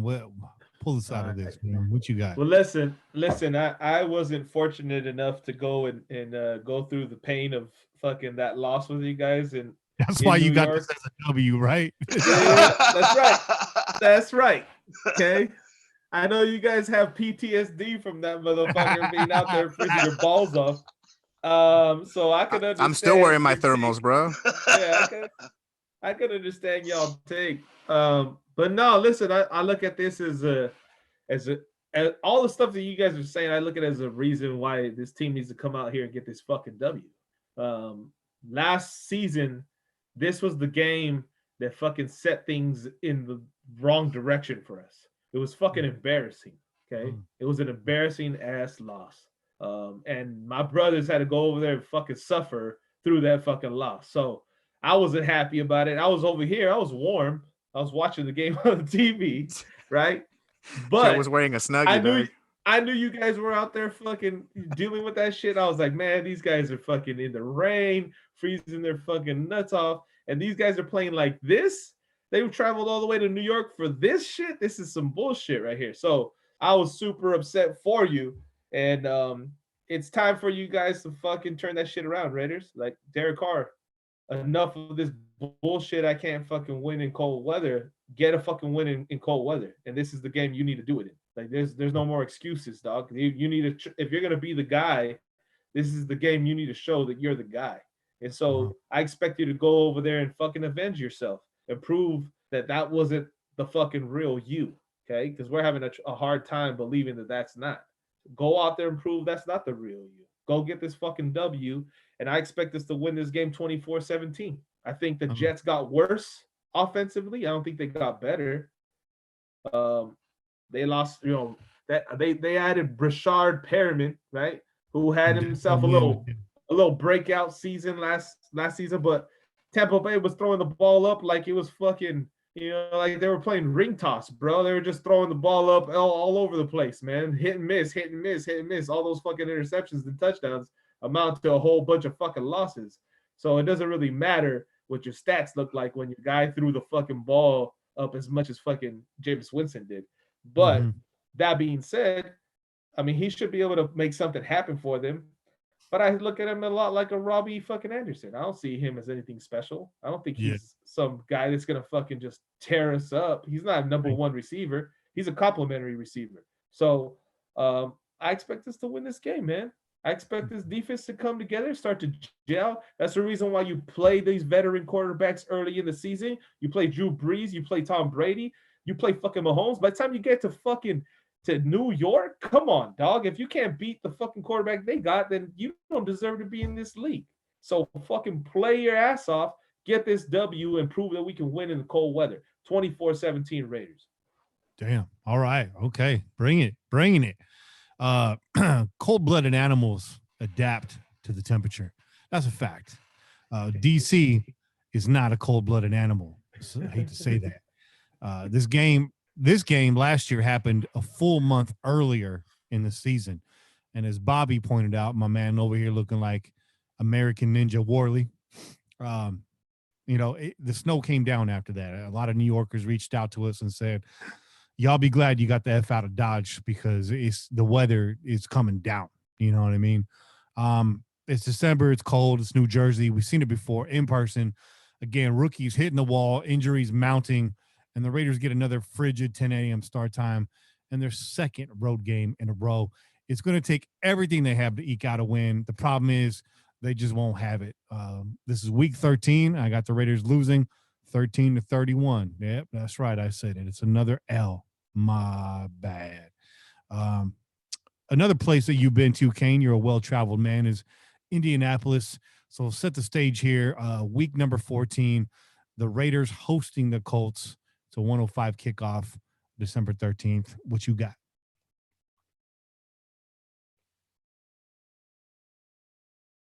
I think Kane's muted or lost his audio somehow.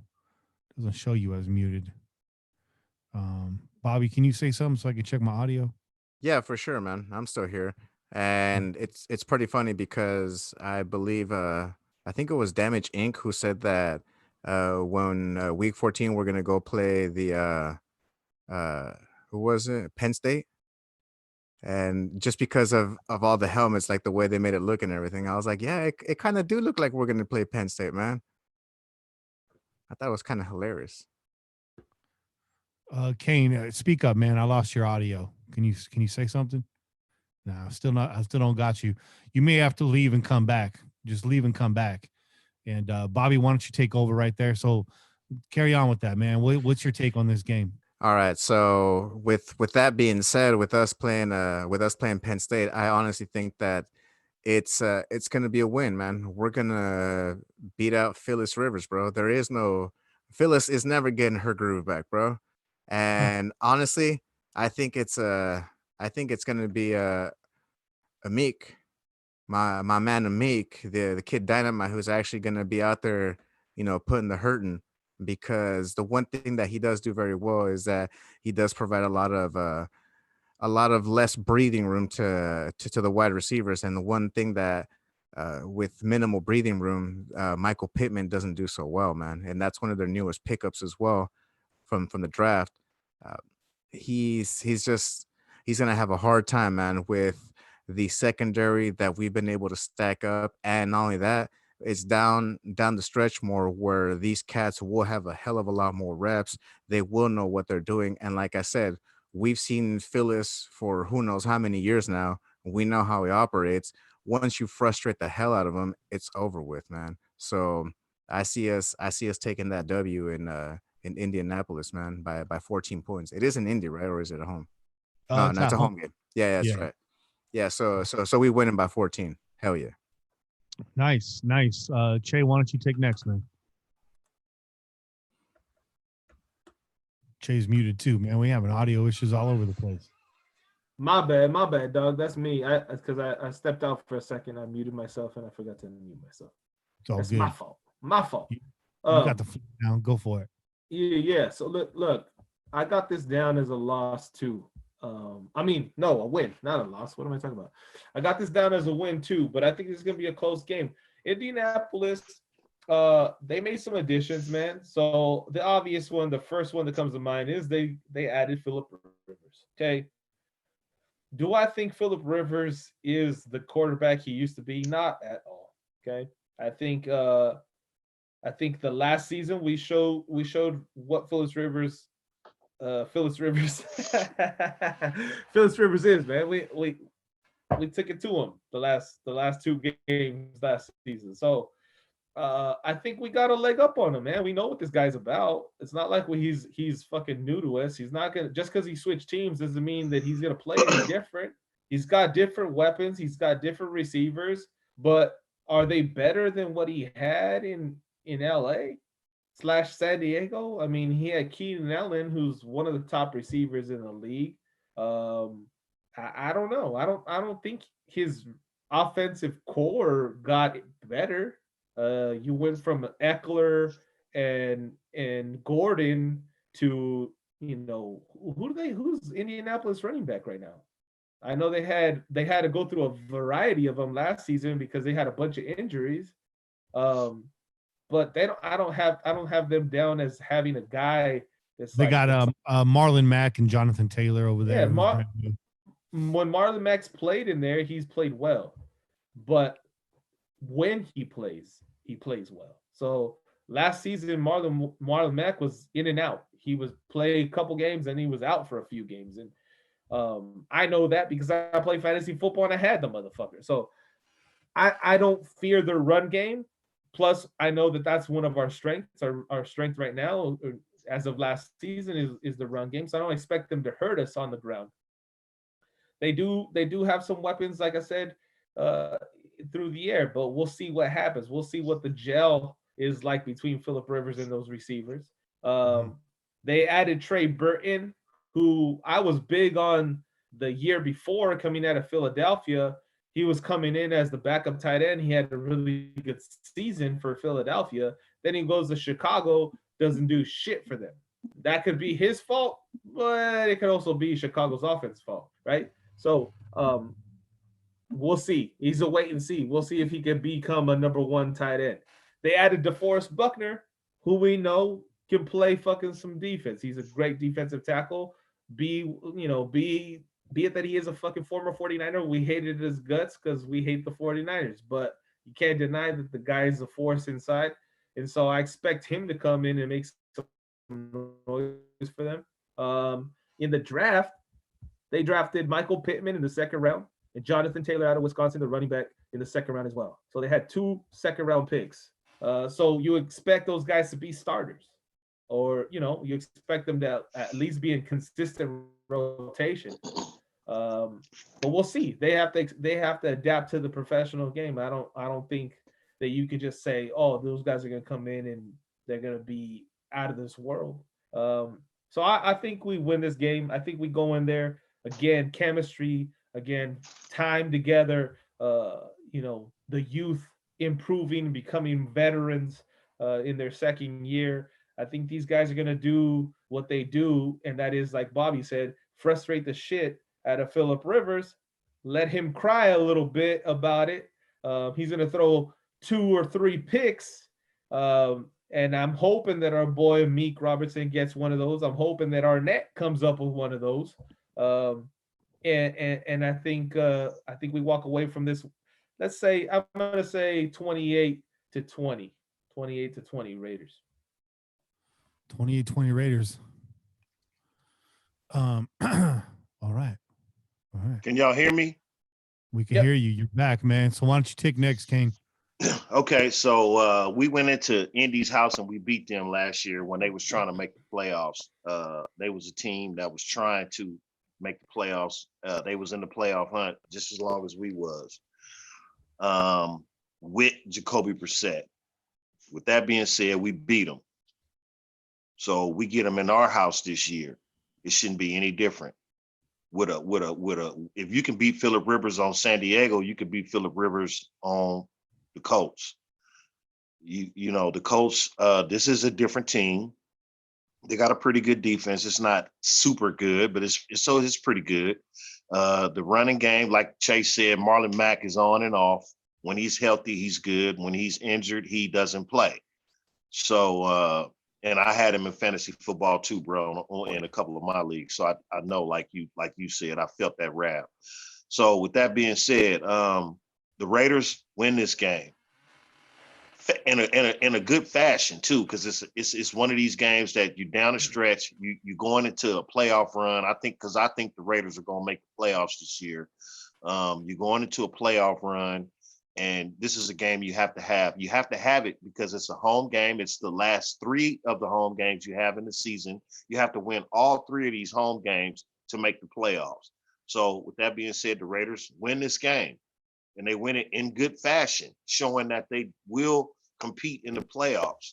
And they beat them by a score of 28-10 in their house. I like that. I like that a lot. That's decisive. Week 14 against the Colts. Che, is this where I tell the story about Greg Biekert stealing signs in India? That's it. This is the time. Bring that back. That's a memorable fucking game too. Bring that shit back, dog. I talk about it every year. I'll save it for week 14. We're going to need some content. There you go. The Raiders are glad to be home and licking their wounds. I have them on the skid at this point, right, going into this game. But the Silver and Black, they're going to be ready for a bounce-back game against Phillip Rivers and the Colts. Rivers, he's going to be in full meltdown mode by this point. And PG, he's seen enough of Phillip to know his tendencies. So Captain YOLO bombs in the desert. Damon Arnett seals the win with a late game interception to put the Raiders back in the win column on home turf. The Raiders win 20-21 by 1 point. It's closer than it should be, but shout out to Arnett and the young group. Raiders getting back to healthy here later in the season, getting some bodies back, and they steal this one back from the Colts in Las Vegas to secure another home win to get back in the win column. So we're moving on to week 15 against the Chargers. Kane, I know your battery's draining right now, so why don't you just get in here and get your pick off, bro, just in case. So we play the Chargers, and we play the Chargers at our first home this time. And it's no different than playing them in our second home. They still that same team. Matter of fact, they probably even worse by now. They probably, got maybe 3-4 wins at this time of the year, maybe 5. I don't see the Chargers winning many games this season. And they definitely won't beat us if we think we're going to make the playoffs. So with that being said, the Chargers do have a good defense. They do have good rush ends. You know what I'm saying? They got a safety that I wish we would have drafted, and they added Kenneth Murray. So you're not gonna you're not gonna talk shit about this defense. But at the same time, defense don't win games that an offense can't score at least 10 points in. You know what I'm saying? So. Nope. So if this offense, I don't think is going to put up many points this year due to the fact that they got Tyrod Taylor, and they're going to be, doing a lot of back and forth between Taylor and Herbert till they figure out what they're going to be doing. They just kind of in a rebuild mode. And while they are in this position, we're going to take advantage of that. We better. If we don't deserve to make the fucking playoffs. So with that being said, that's a win in my column, and we're going to win this another one in good fashion. 31-21. Damn, like that. I love the 30+ scores. I love that. See, week 15 in Los Angeles, the Chargers get a chance to see what a real state-of-the-art stadium feels like. And y'all call it the Death Star. That's cool. Y'all call it the Black Pearl. That's cool. I'm going to call this the Thunderdome. From now on, Kenny Stapler's nickname, it's the Thunderdome. It's big, it's black, it's in the desert, it's rowdy inside. You're going to have fans throwing chainsaws to the players. It's the Thunderdome, y'all. That's what this really is. It's a Thunderdome. They may never, I said it before, the Chargers may never play another home game in the history of their franchise. They get to see what a real home team advantage looks like here. The Bolts have officially come off the wagon for LA. The Raiders get a few players back from injury, and Raider Nation delivers the electricity the Chargers don't have. Look for a re-energized Raiders squad to sweep the Chargers and get back to even on the year with the win here, 13-27, decided victory. Raiders sweep the Chargers in the 2020 season. Put the Chargers to bed. They're done. They got nothing. They're getting worse. They're getting worse over there in LA. Che, spit some facts, bro. I mean, you said it, dog. I don't expect us to fucking lose the game to the Chargers at home when we go into fucking LA and whoop their ass. I expect us to fucking just turn it up a little bit more. So I expect them to come in. Like you said, there's going to be, I don't know, maybe a transition at quarterback at that point. Tyrod Taylor didn't hold his own. I kind of think he won't even, I don't know. I kind of feel like the young kid might get thrown in there super early. I wouldn't be surprised we see him the first time we meet. But if he doesn't, and he is held off until, midway through the season when they realize this season's done with, we're not going anywhere, and they start to like play the players and get them experience and that kind of shit, I would expect that we see Herbert here in the second game for sure. Hair Bear. And we'll make sure to bring him a nice fucking care package with fucking Aquanet and fucking freestyle CDs, and we'll give them to him. And we'll say, enjoy those while you take this ass whooping, kid, because it's not gonna be nice. Okay, so I got us beating the Chargers in the second game as well, and this time it's gonna be a little bit worse, 35-17. Y'all can take your fucking sorry asses back home to LA, or maybe go try your luck with the slot machines after you take this out, man. That's what I remember how LaDainian Tomlinson used to clown us and went and beat our ass and shit. We got Josh Jacobs now. Josh Jacobs now. That's right. So we got Josh Jacobs. So we that team right now. Yep, that's right. You know what I'm saying? Yeah.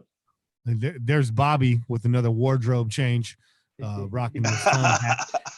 Shout out to ISO Cali, man. He asked for the sombrero, man, and I was like, you know what, we had to break that out, for the Chargers, man, because this sombrero, see how it's straw? It goes good with my straw broom, because that's what's gonna happen, man. We gonna sweep these Chargers, bro, and that's it, man. Just go get your brooms, y'all. It's gonna be a 28-10, 18 points. We gonna whoop on them because. I mean, come on, Elber. Yeah, no, hell no. he ain't got it, and he is going in basically at this time already if he hasn't gone in already. So, yeah, no. We should be in full playoff mode at that time of the year, y'all. Yep. If we're a playoff team, we should be in and that team is not a threat. We should go in and whoop that ass and whoop it good. Speaking of ass whoopings, week 16, the Miami Dolphins come to town. Now that's a long road trip for the Dolphins right there. And this is this game is to be decided. I've seen it listed as the 26th, and I've seen it listed as the 27th. There's no time slot. This game is poised for flex. It's flexible, I guess.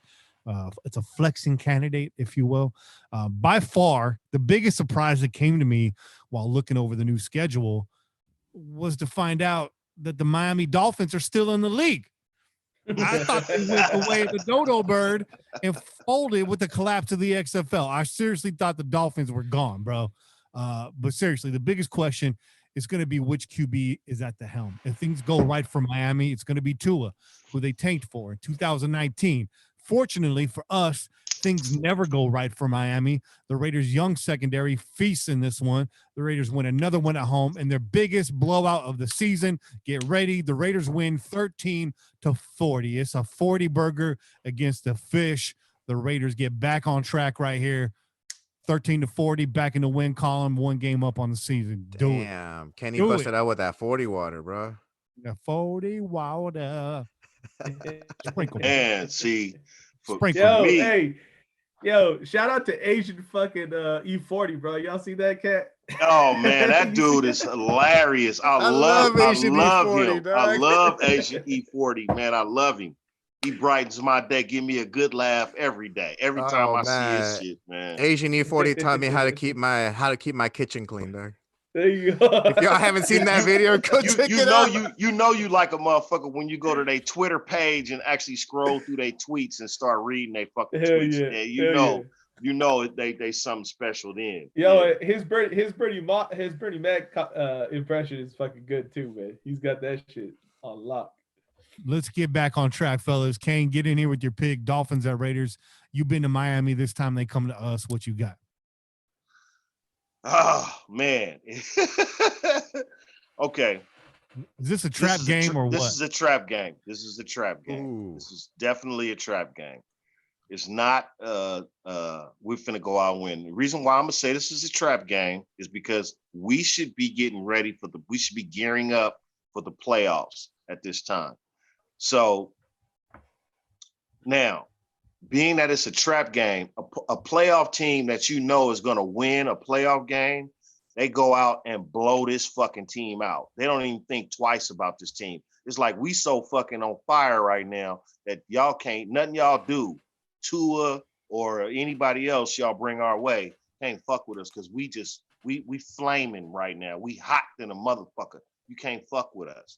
And that's where I look for this team to be right now. Yes, it's a trap game, but this is a test game more so than a trap game. It's a test game to say, are you still going to be on your game? Because you know this team is probably going to be 1-15 or 1-13 at this time of the year, maybe 2-10 or 3 and whatever, 1 or 2 wins by now. You go out and you whoop this team's ass. You put up a fucking 50 burger, Raiders. If you don't put up a 50 burger and whoop this team's ass, you don't need to make the playoffs. Three home game stretch. You trying to make the playoffs. This is a garbage ass team. Before the season started, I already know they rebuilding. They don't have shit. They don't have nothing. They have a quarterback. That's it. If you lose this game because it's a trap game, because you think, well, you're not a playoff team in my opinion. You go out and you put up a fucking 50 burger on these motherfuckers. Right. And you do it in fashion. 50-3. Raiders win. Boom. With Tua injured on the sideline, Fitzpatrick under center. It's ugly. It's ugly. That's my hot take right there. Who's got next, Bobby or Chase? One of you guys jump in there. Damn, dog. That was super hot take. Go for it, Chase. Yeah, I'll go. Listen, I'll say this. I gotta take this off now. I think you guys hit it up. I think you guys were absolutely right. This is a trap game, right? And because of that, I think it's gonna be a lot closer than it's gonna be too close for comfort. I got us winning this game, okay? Huh? But yeah, we win in a very like unexpected, like weird way. You would expect that we would, with all the newcomers they have on this team, with all the youth that they got coming in, that we just absolutely just wipe the field with them. But it's going to be one of those weird ass games where we should just dominate this game, and for whatever reason, the shit comes down to the last fucking seconds of the game, and we pull this off. And I got us winning 28-27. Okay. Yeah. Tua gonna put up 27 points with no receivers, no running back, no tight end, no nothing. It's one of those games, bro, where you say there's no reason why we shouldn't dominate. There's no reason why we shouldn't dominate. And for those very same reasons, I feel like that's why this game's going to be a lot fucking closer than we think it's going to be. You know what, Shay, to your point, the Raiders always seem to struggle against the Dolphins in recent past. That's the other thing, yeah. I think they whipped our ass twice on international soil. We beat them the last time. Marshawn Lynch ran through them. But even that game was too close for comfort. It was like a sloppy, awkward game. Yeah. But we did win. But we beat them by 2 touchdowns, bro. We did. But for most of that game, it was a little close, right? We pulled away late in that game, did we not? Yeah, late. Could be wrong, but late, yeah. And you were out there, bro. That's why we won, because you were out there, dog. But yeah, no, I see where you're going with that, Che. But I respect the W. I like that. Bobby, here you are, back in your original form. With the baklava off, man. What you got, dog? Yeah, man. Kane's take is just, I started sweating a lot, bro. I had to take that off, man. It was just too hot, bro. But just like Kane though, I do see us pulling off a W, man. I see us winning it by 11 points, 21-10. The only reason why I feel that the Dolphins are going to be able to score is just because of their running back. And honestly, that's just it, just because of Breida. But I mean, besides that, Tua's going to finally get to meet the nation, man. And not only that, it's going to be our home game. And so he's definitely going to realize what it is to step into the NFL for real this time, man, because they are going to have other games as well, but it's nothing like coming to the Raider Nation, man, and hearing all of us in unison screaming our heads off. And not only that, it's also going to be our last home game as well. So, everyone's going to go even harder as well, man. So I definitely see us being able to take them out by 11 points, man. It won't be our last home game. We're going to have a playoff home game next year. Oh, there you go. My bad. I'll take that back. I'm sorry. Yo, Kane was right. Thank you for correcting me, Kane. All right. So moving on here to the final week of the NFL season. This could be a playoff game right here. This could be a play-in game, Week 17 versus Denver. NFL schedule makers, they threw us a few bones. I've mentioned that a few times. However, final game in the season, it's going to be a frigid affair. And what I said is likely going to be a play-in game, the way I have it right here in my predictions. Although given a respite from the icy air, this one comes at the wrong time with too much on the line. Raider Nation watches it all fall away in the final seconds with a loss a mile high. I have us losing this game 17-20. And come back next year. But it was a hard-fought season. I have us going 8-8 on the schedule, and there were some good things to see. Every game, for the most part, competitive, minus games against KC and games against the Jets. But I think the Raiders are headed in the right direction. You're going to see a lot of flashes, a lot of highlights from these young kids, and you're going to see them get the fight back late in the season. I have them going on this run late, but just coming up a little bit short in Mile High. And that cold air, January 3rd, 52,000 feet at elevation. I just don't see us pulling this one out. It's going to be too much for these young kids in these conditions, and we'll lose a heartbreaker, man. We're gonna hold our heads high and be like, you know what, we took a step forward this year. We did. So that's what I got. Kane, why don't you get in here, man, and get your pick off Week 17? Week 17, I'm looking for this team to be gearing up for the playoffs. I think we are a playoff team with the talent we have. I think we're better than Denver. I think we're better than San Diego. Or I'm sorry, the Chargers. So it don't matter, man. They could be anywhere, dog. They're still gonna have that one fan. Yeah, I think we're better than the San Angeles Chargers. How about that? There you go. There you go. Bringing the demolition man back, dog. So, this is a game that we're gonna lose. It's a cold weather game. We're already a playoff team. We finally get to rest some of the players on the team. So I think you see Marcus Mariota start this game, and I think you see Josh Jacobs sit this one out. I think you see a lot of Lynn Bowden. You see a lot of the younger guys, the third round COC, the third round draft pick. I think we sit Tyrell Williams. We sit the Wallers. We see the Moreaus. We see the second tier guys. We see the team how it's going to look in 3 years, 2 to 3 years from now. And we lose because Denver is better than that team. But we already made the playoffs. So, okay. But we keep it close because we got Marcus Mariota behind center. So I say it's going to be 28-21 Denver. And it's cold weather. Marcus Mariota he's not good in cold weather either. So undefeated against the Chiefs, though. So yeah, that's true. But I like that. I like the thought you put into that, and you have the Raiders in the playoffs right there, and a chance to see some of these backups, man. Get them some licks in the NFL. There ain't nothing wrong with that. Get them some looks. They may have to go in the playoffs, so get them some field time. You know what I mean? Bobby, why don't you take next, and then Che, put the hammer on this and finish out the season. All right, before I continue with my prediction here, I just want to say, what was that cat's name again, Che? The dude that was fighting tonight? Oh, Justin Gaethje. Yeah, he just won, y'all. Hell yeah. Did He Oh won. shit! He won in Nation, the 5th round by TKO. So see that, Raider Nation? Bam. Chalk that up That's to it. crazy. That's All right. what's up. So I just want to give you got guys the Raider Nation vibes, bro. He got the yeah, Raider Nation dude. vibes, bro. Hell yeah, bro. You know, everybody was out there showing love, man. That's what's up. So with that good news, I'm about to bum you out right quick and, and say that we gonna lose that last game, man. It's same thing what Ken was saying, man. Just because of that coldness, man, and it's going all the way to Denver as well, man. It's not gonna be we're gonna get blown out type of thing as well. And not only that too, but also with the amount of W's that you see me stack up as well.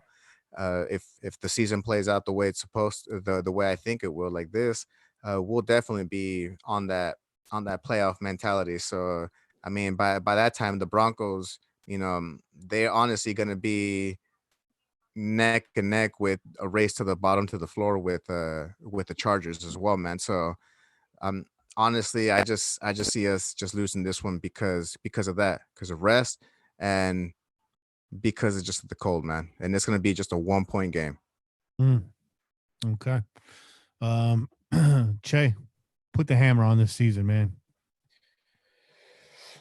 All right, y'all. I mean, I looked at this game and I wanted to fucking put a W next to this game, bro. I still do. I still want to put a W next to this game. But I got an L here. I got an L here as well. I think for all the reasons that you guys already touched on. Fucking January 3rd, going to Mile High, playing in Denver, Colorado. I mean, we couldn't have had a worse fucking venue for the last game of the season. It's gonna suck. It's gonna be shitty, y'all. It's gonna be shitty weather, and even if it's not a fucking blizzard out there, it's still gonna be so goddamn cold that this team's gonna feel it. Now, as much as I want to see Derek Carr continue success after beating New York, he lost to Denver last season, the last game of the season. So you got to show me something different, man, before I can give you that W. And I think they're going to lose this game. It's going to be a close one, but we're going to fail to score points. We're not going to lose this game because our defense didn't give us a chance to win. We're going to lose this game because we're just not getting the points up when we should. We're just not getting the points when we should. So 20, I got this 20-17, just like you, Kenny, 20-17. And real quick, I just want to make, not to like correct Kane, but I think he's confusing COC for Brian Edwards. Brian Edwards was a 3rd round wide receiver that we drafted, right? So I think he's thinking about Brian Edwards when he's saying COC. So just we make those mistakes here and there. We're all guilty of those here and there. But just so nobody out there is like, what the fuck are you guys talking about? All right, just let you guys know. But yeah, man, a shitty way to end the season, right? On the cusp of maybe a playoff berth, and I don't know, 9-7. Who knows? Maybe it gets you in as a wild card. I'm hoping that I'm proven wrong, and like we said, we're gonna revisit these predictions, and I'm hoping that after so many games, once we go back into these predictions, I'm gonna change some of these L's to W's. We do have a solidified playoff team because I said it. This fucking playoff team, right? There's no excuses left. You should be a fucking playoff team. We're being really fucking critical and real strict on how we're giving out these wins, but we expect you to make the fucking playoffs, Raiders. We do. We expect you. We've been waiting for you guys to make the fucking playoffs. Let's do it. There's nothing to hold us back now. This is the time to fucking get in the playoffs and make some noise. Start to show that you're on the come up. So I hope that this record is not right, but right now I got the Raiders as of right now 9-7 to finish off the season. All right, so just to recap, I got them going 8-8, missing the playoffs. Che's got them 9-7, and is saying they better make the playoffs.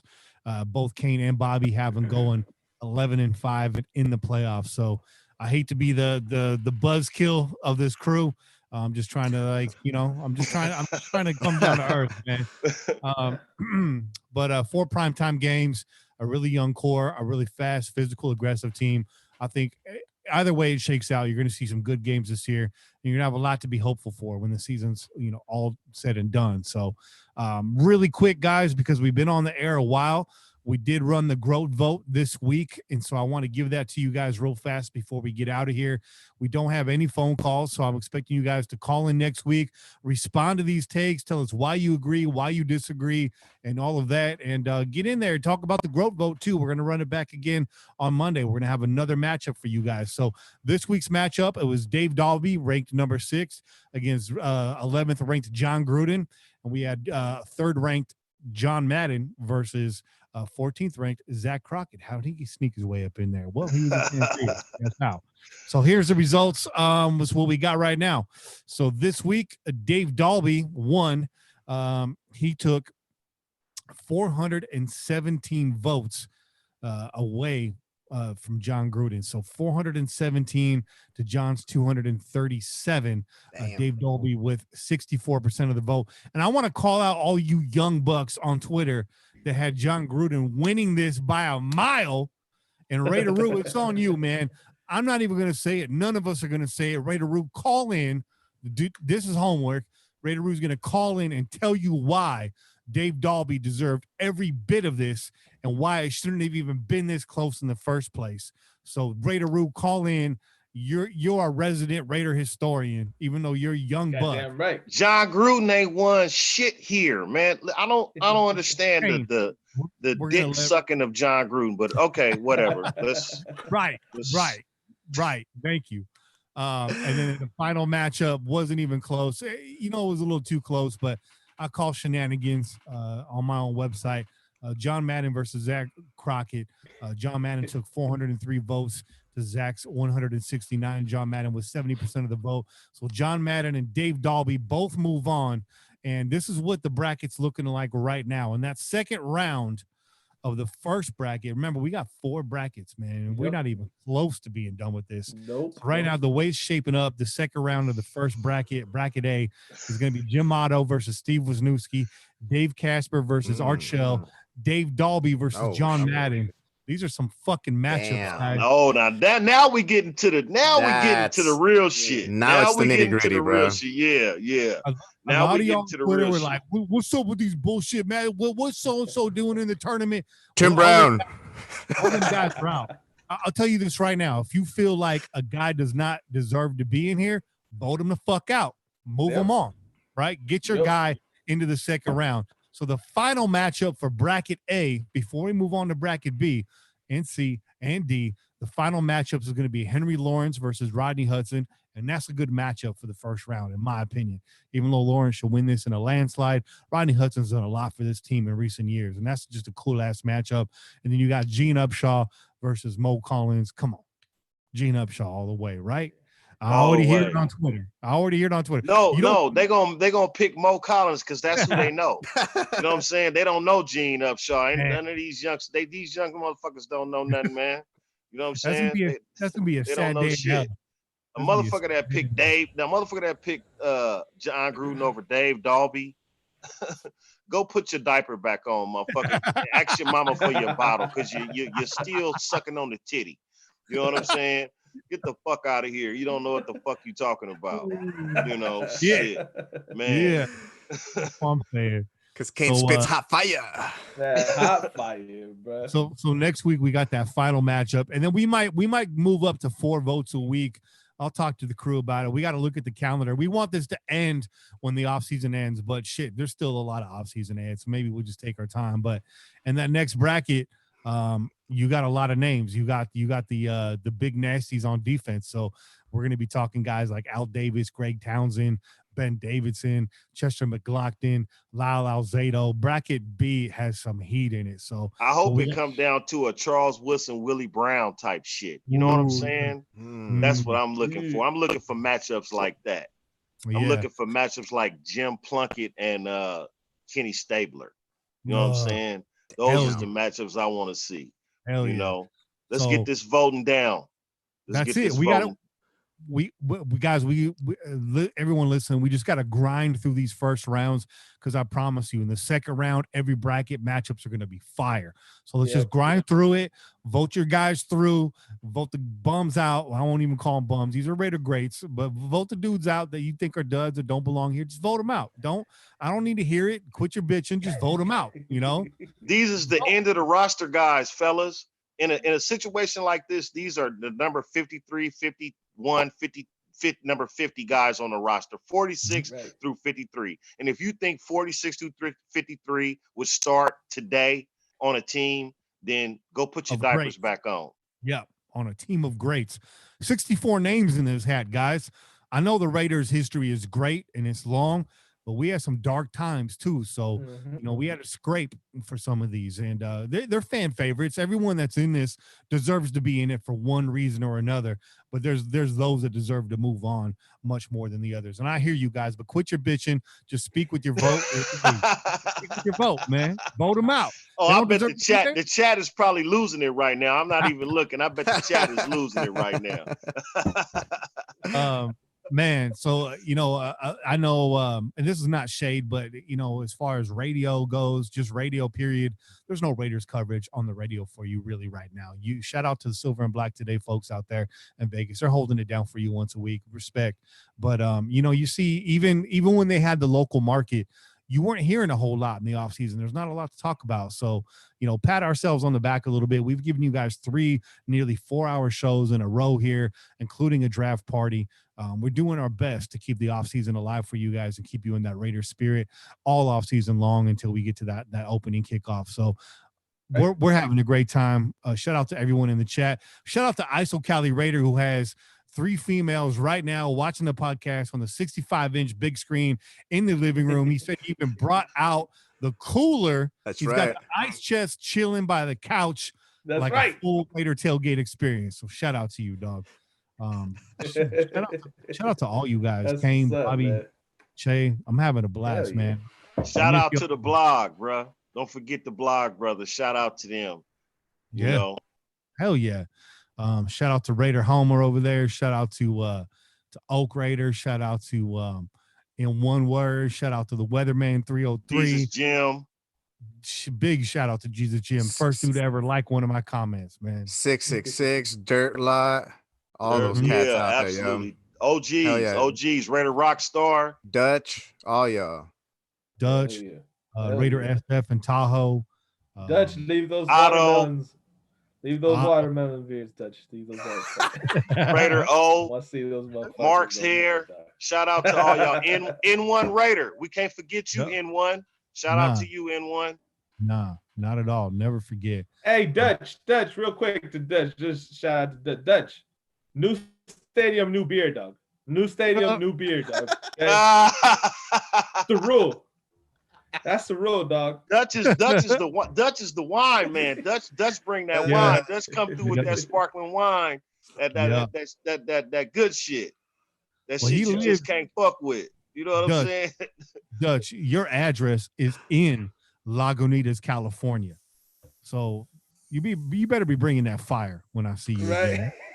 Yeah, watermelon shit out of you, dog. Come on. Bring that little something, man. Bring that little something. Dutch live right down the street from Lagunitas, bro, from the brewery. Yeah. Well, I'm saying, dog. Yeah. Hey, Dutch, the disappointment you hear in my voice is only because I love you and I know you can do better. Do better. Bring the heat. We've given you plenty of recommendations. It's time for you to start recommending to us, dog. Be bringing them Lagunitas beers that never even hit the shelf, the straight out the brewery beers. That's right. I'm telling you, Dutch is the wine man. Dutch, show up with some of that good wine. Show these motherfuckers what you do on it. That's the wine man. That's the wine man. Yeah. I'll drink a good glass of wine. And you know what? Shout out to 24, man. 24, Charles Woodson 24 Winery, man. Right. Oh, yeah. We had their reps come by the tailgate this year. And, I'll put myself on blast. I thought, Charles Woodson's got a winery that's cool. You see a lot of gimmicky wine in the store with the cool bottles and the cool labels. You get at home, it tastes like aspirin. This is one of the better bottles of wine I've ever had. The Charles Woodson wine. Oh, you had some? Real good. Yeah, it was real, real, dude. Real good. Oh wow, y'all all had some and I didn't get none, huh? You were sitting right there, dog. You were paying attention, bro. You were was at paying the attention, tailgate? bro. Yeah, at the tailgate, man. You know what? I thought I remember somebody saying they was gonna come with some wine, and I must have been It was talking the rep. with. You Yeah, were off. rep, You were bro. off that Amsterdam, dog. That's what. hey, that must have. That was just what I was gonna say. That must have been one of my Amsterdam days. Well, since you missed out, I probably need to send you a bottle, dog, because it's good. There you go. You're gonna like There it. you man. go. Put that Is with- it Cabernet? I like Cab. Is it Cab? Yeah, we had the cab. I think it's the cab that they brought. Yeah. So Oh Yeah. man, I gotta check that out. Yeah, pair that with a nice ribeye. You'll be living like a doctor. Ooh. that's what Nah, I'm talking dude, about. it's- I don't know about that though, dog. You see the price of fucking ribeye right now? Come on, dog. $15.99 a pound, dude. Jesus Christ, dog. That's Hey, ridiculous. I won't I be got- buying fucking steaks for another year, bro. It's gonna cost you $20 for one steak. That's more than they charge in a fucking restaurant. I got 4 That's 12-ounce crazy, ribeyes in the freezer right now. Yeah, you do. Yeah, you You know do. what? Beef liver is $1.50 a pack. I'm just saying. Ugh. I'm on that too, dog. Hey, I'm on that. I'm about to say some funny shit. I went to Grocery Outlet like about a month ago, and they had some ribeye steaks on sale in Grocery Outlet. Some shit you don't see all the time, and they Right. looked really good, nice and marbly, nice and good. They weren't too thick because I don't really like my steak hella thick. You know what I'm saying? Uh-huh. So they was like, I want to say about a half inch, a little under a half inch thick. I bought like 6 of them motherfuckers. I got them in my refrigerator right now, and they Mhm. had some black tiger shrimp on sale Ooh. too. Some nice, Damn. good looking black tiger shrimp. I bought 3 Grocery- packs of that shit. I'm Grocery waiting on the Outlet next good. motherfucking, yeah. I'm waiting on something to come through. I don't want to eat it by myself. I just want to, you know what I'm saying? I don't want to make steak and shrimp and baked potatoes and salad and shit all by Surf- myself to surf- just sit down and eat. You Turf, know what bro. I'm saying? Huh? Get that Turf. surf and turf. Get your surf and turf on, I'm King. waiting on it. I'm waiting on this to get back to normal, man. Maybe I can share it with somebody, because man, I ain't trying to do that by myself. You know what I'm saying? Yeah, So we still got to come christen that house, and when we do, I'll bring in a bottle of that good that 24. And we'll- Oh, hell yeah, man. ooh, that's what I'm talking about. Let's do that, man. We'll podcast from your house, dog. I'll bring the whole tailgate rig out there. We'll settle in. You cook dinner. Ooh. And That'd be badass. So- wine. We'll do that. Bobby bring the smoke and Che. Hey, Oh, yeah. I wanted y'all to Yeah. come for Super Bowl Sunday. Chill, You know what I'm saying? man. I know. Yeah. Look, let's do some shout outs real quick. Let's get the hell out of here. Shout man. outs. Time to do some catch up. We got some shout outs. Subscribe to us on YouTube. We will shout you out on the show. So here's some YouTube shout outs for y'all. Stamatis Sandas. Shout out to Ken Dog or Chen Dog. I don't know how you say it. Shout out to Ultra Bat, Ultra Fantastical Worldwide. Shout out to Raging Crocodile. I had a Raging Crocodile- I had a Worldwide. Raging Croc last night. I've been locked up in this house way too long.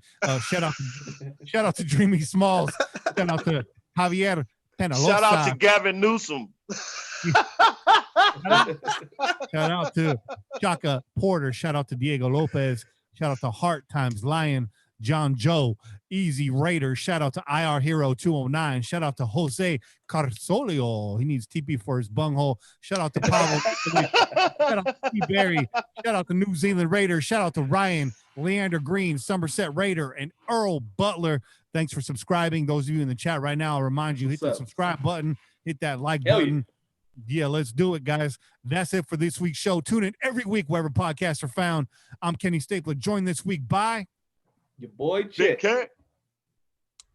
Bobby Wasabi. Big Kane, as he Big said. Kane. Sorry about that, Chad. I didn't mean to cut you off, bro. That's So all good. good. We- I was done, dog. We got to work that out. This is much harder with all these video screens. It's all good. Stay safe, everyone. Until next week, keep the wind in your sails and the rum in your mugs. And pillage on, Raider Nation. This has been a product of the Crow's Nest Podcast Network. We out here. Peace. Hey.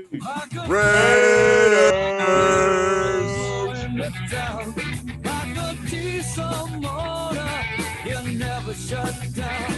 With your pistons pumping, you're mowing them down.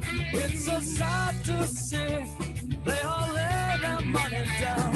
When you're gone, mama, hell, you ain't acting right. When you're gone, mama, I can still see your eyes. When you're gone, mama, this'll be my last goodbye. When you're gone, gone, gone.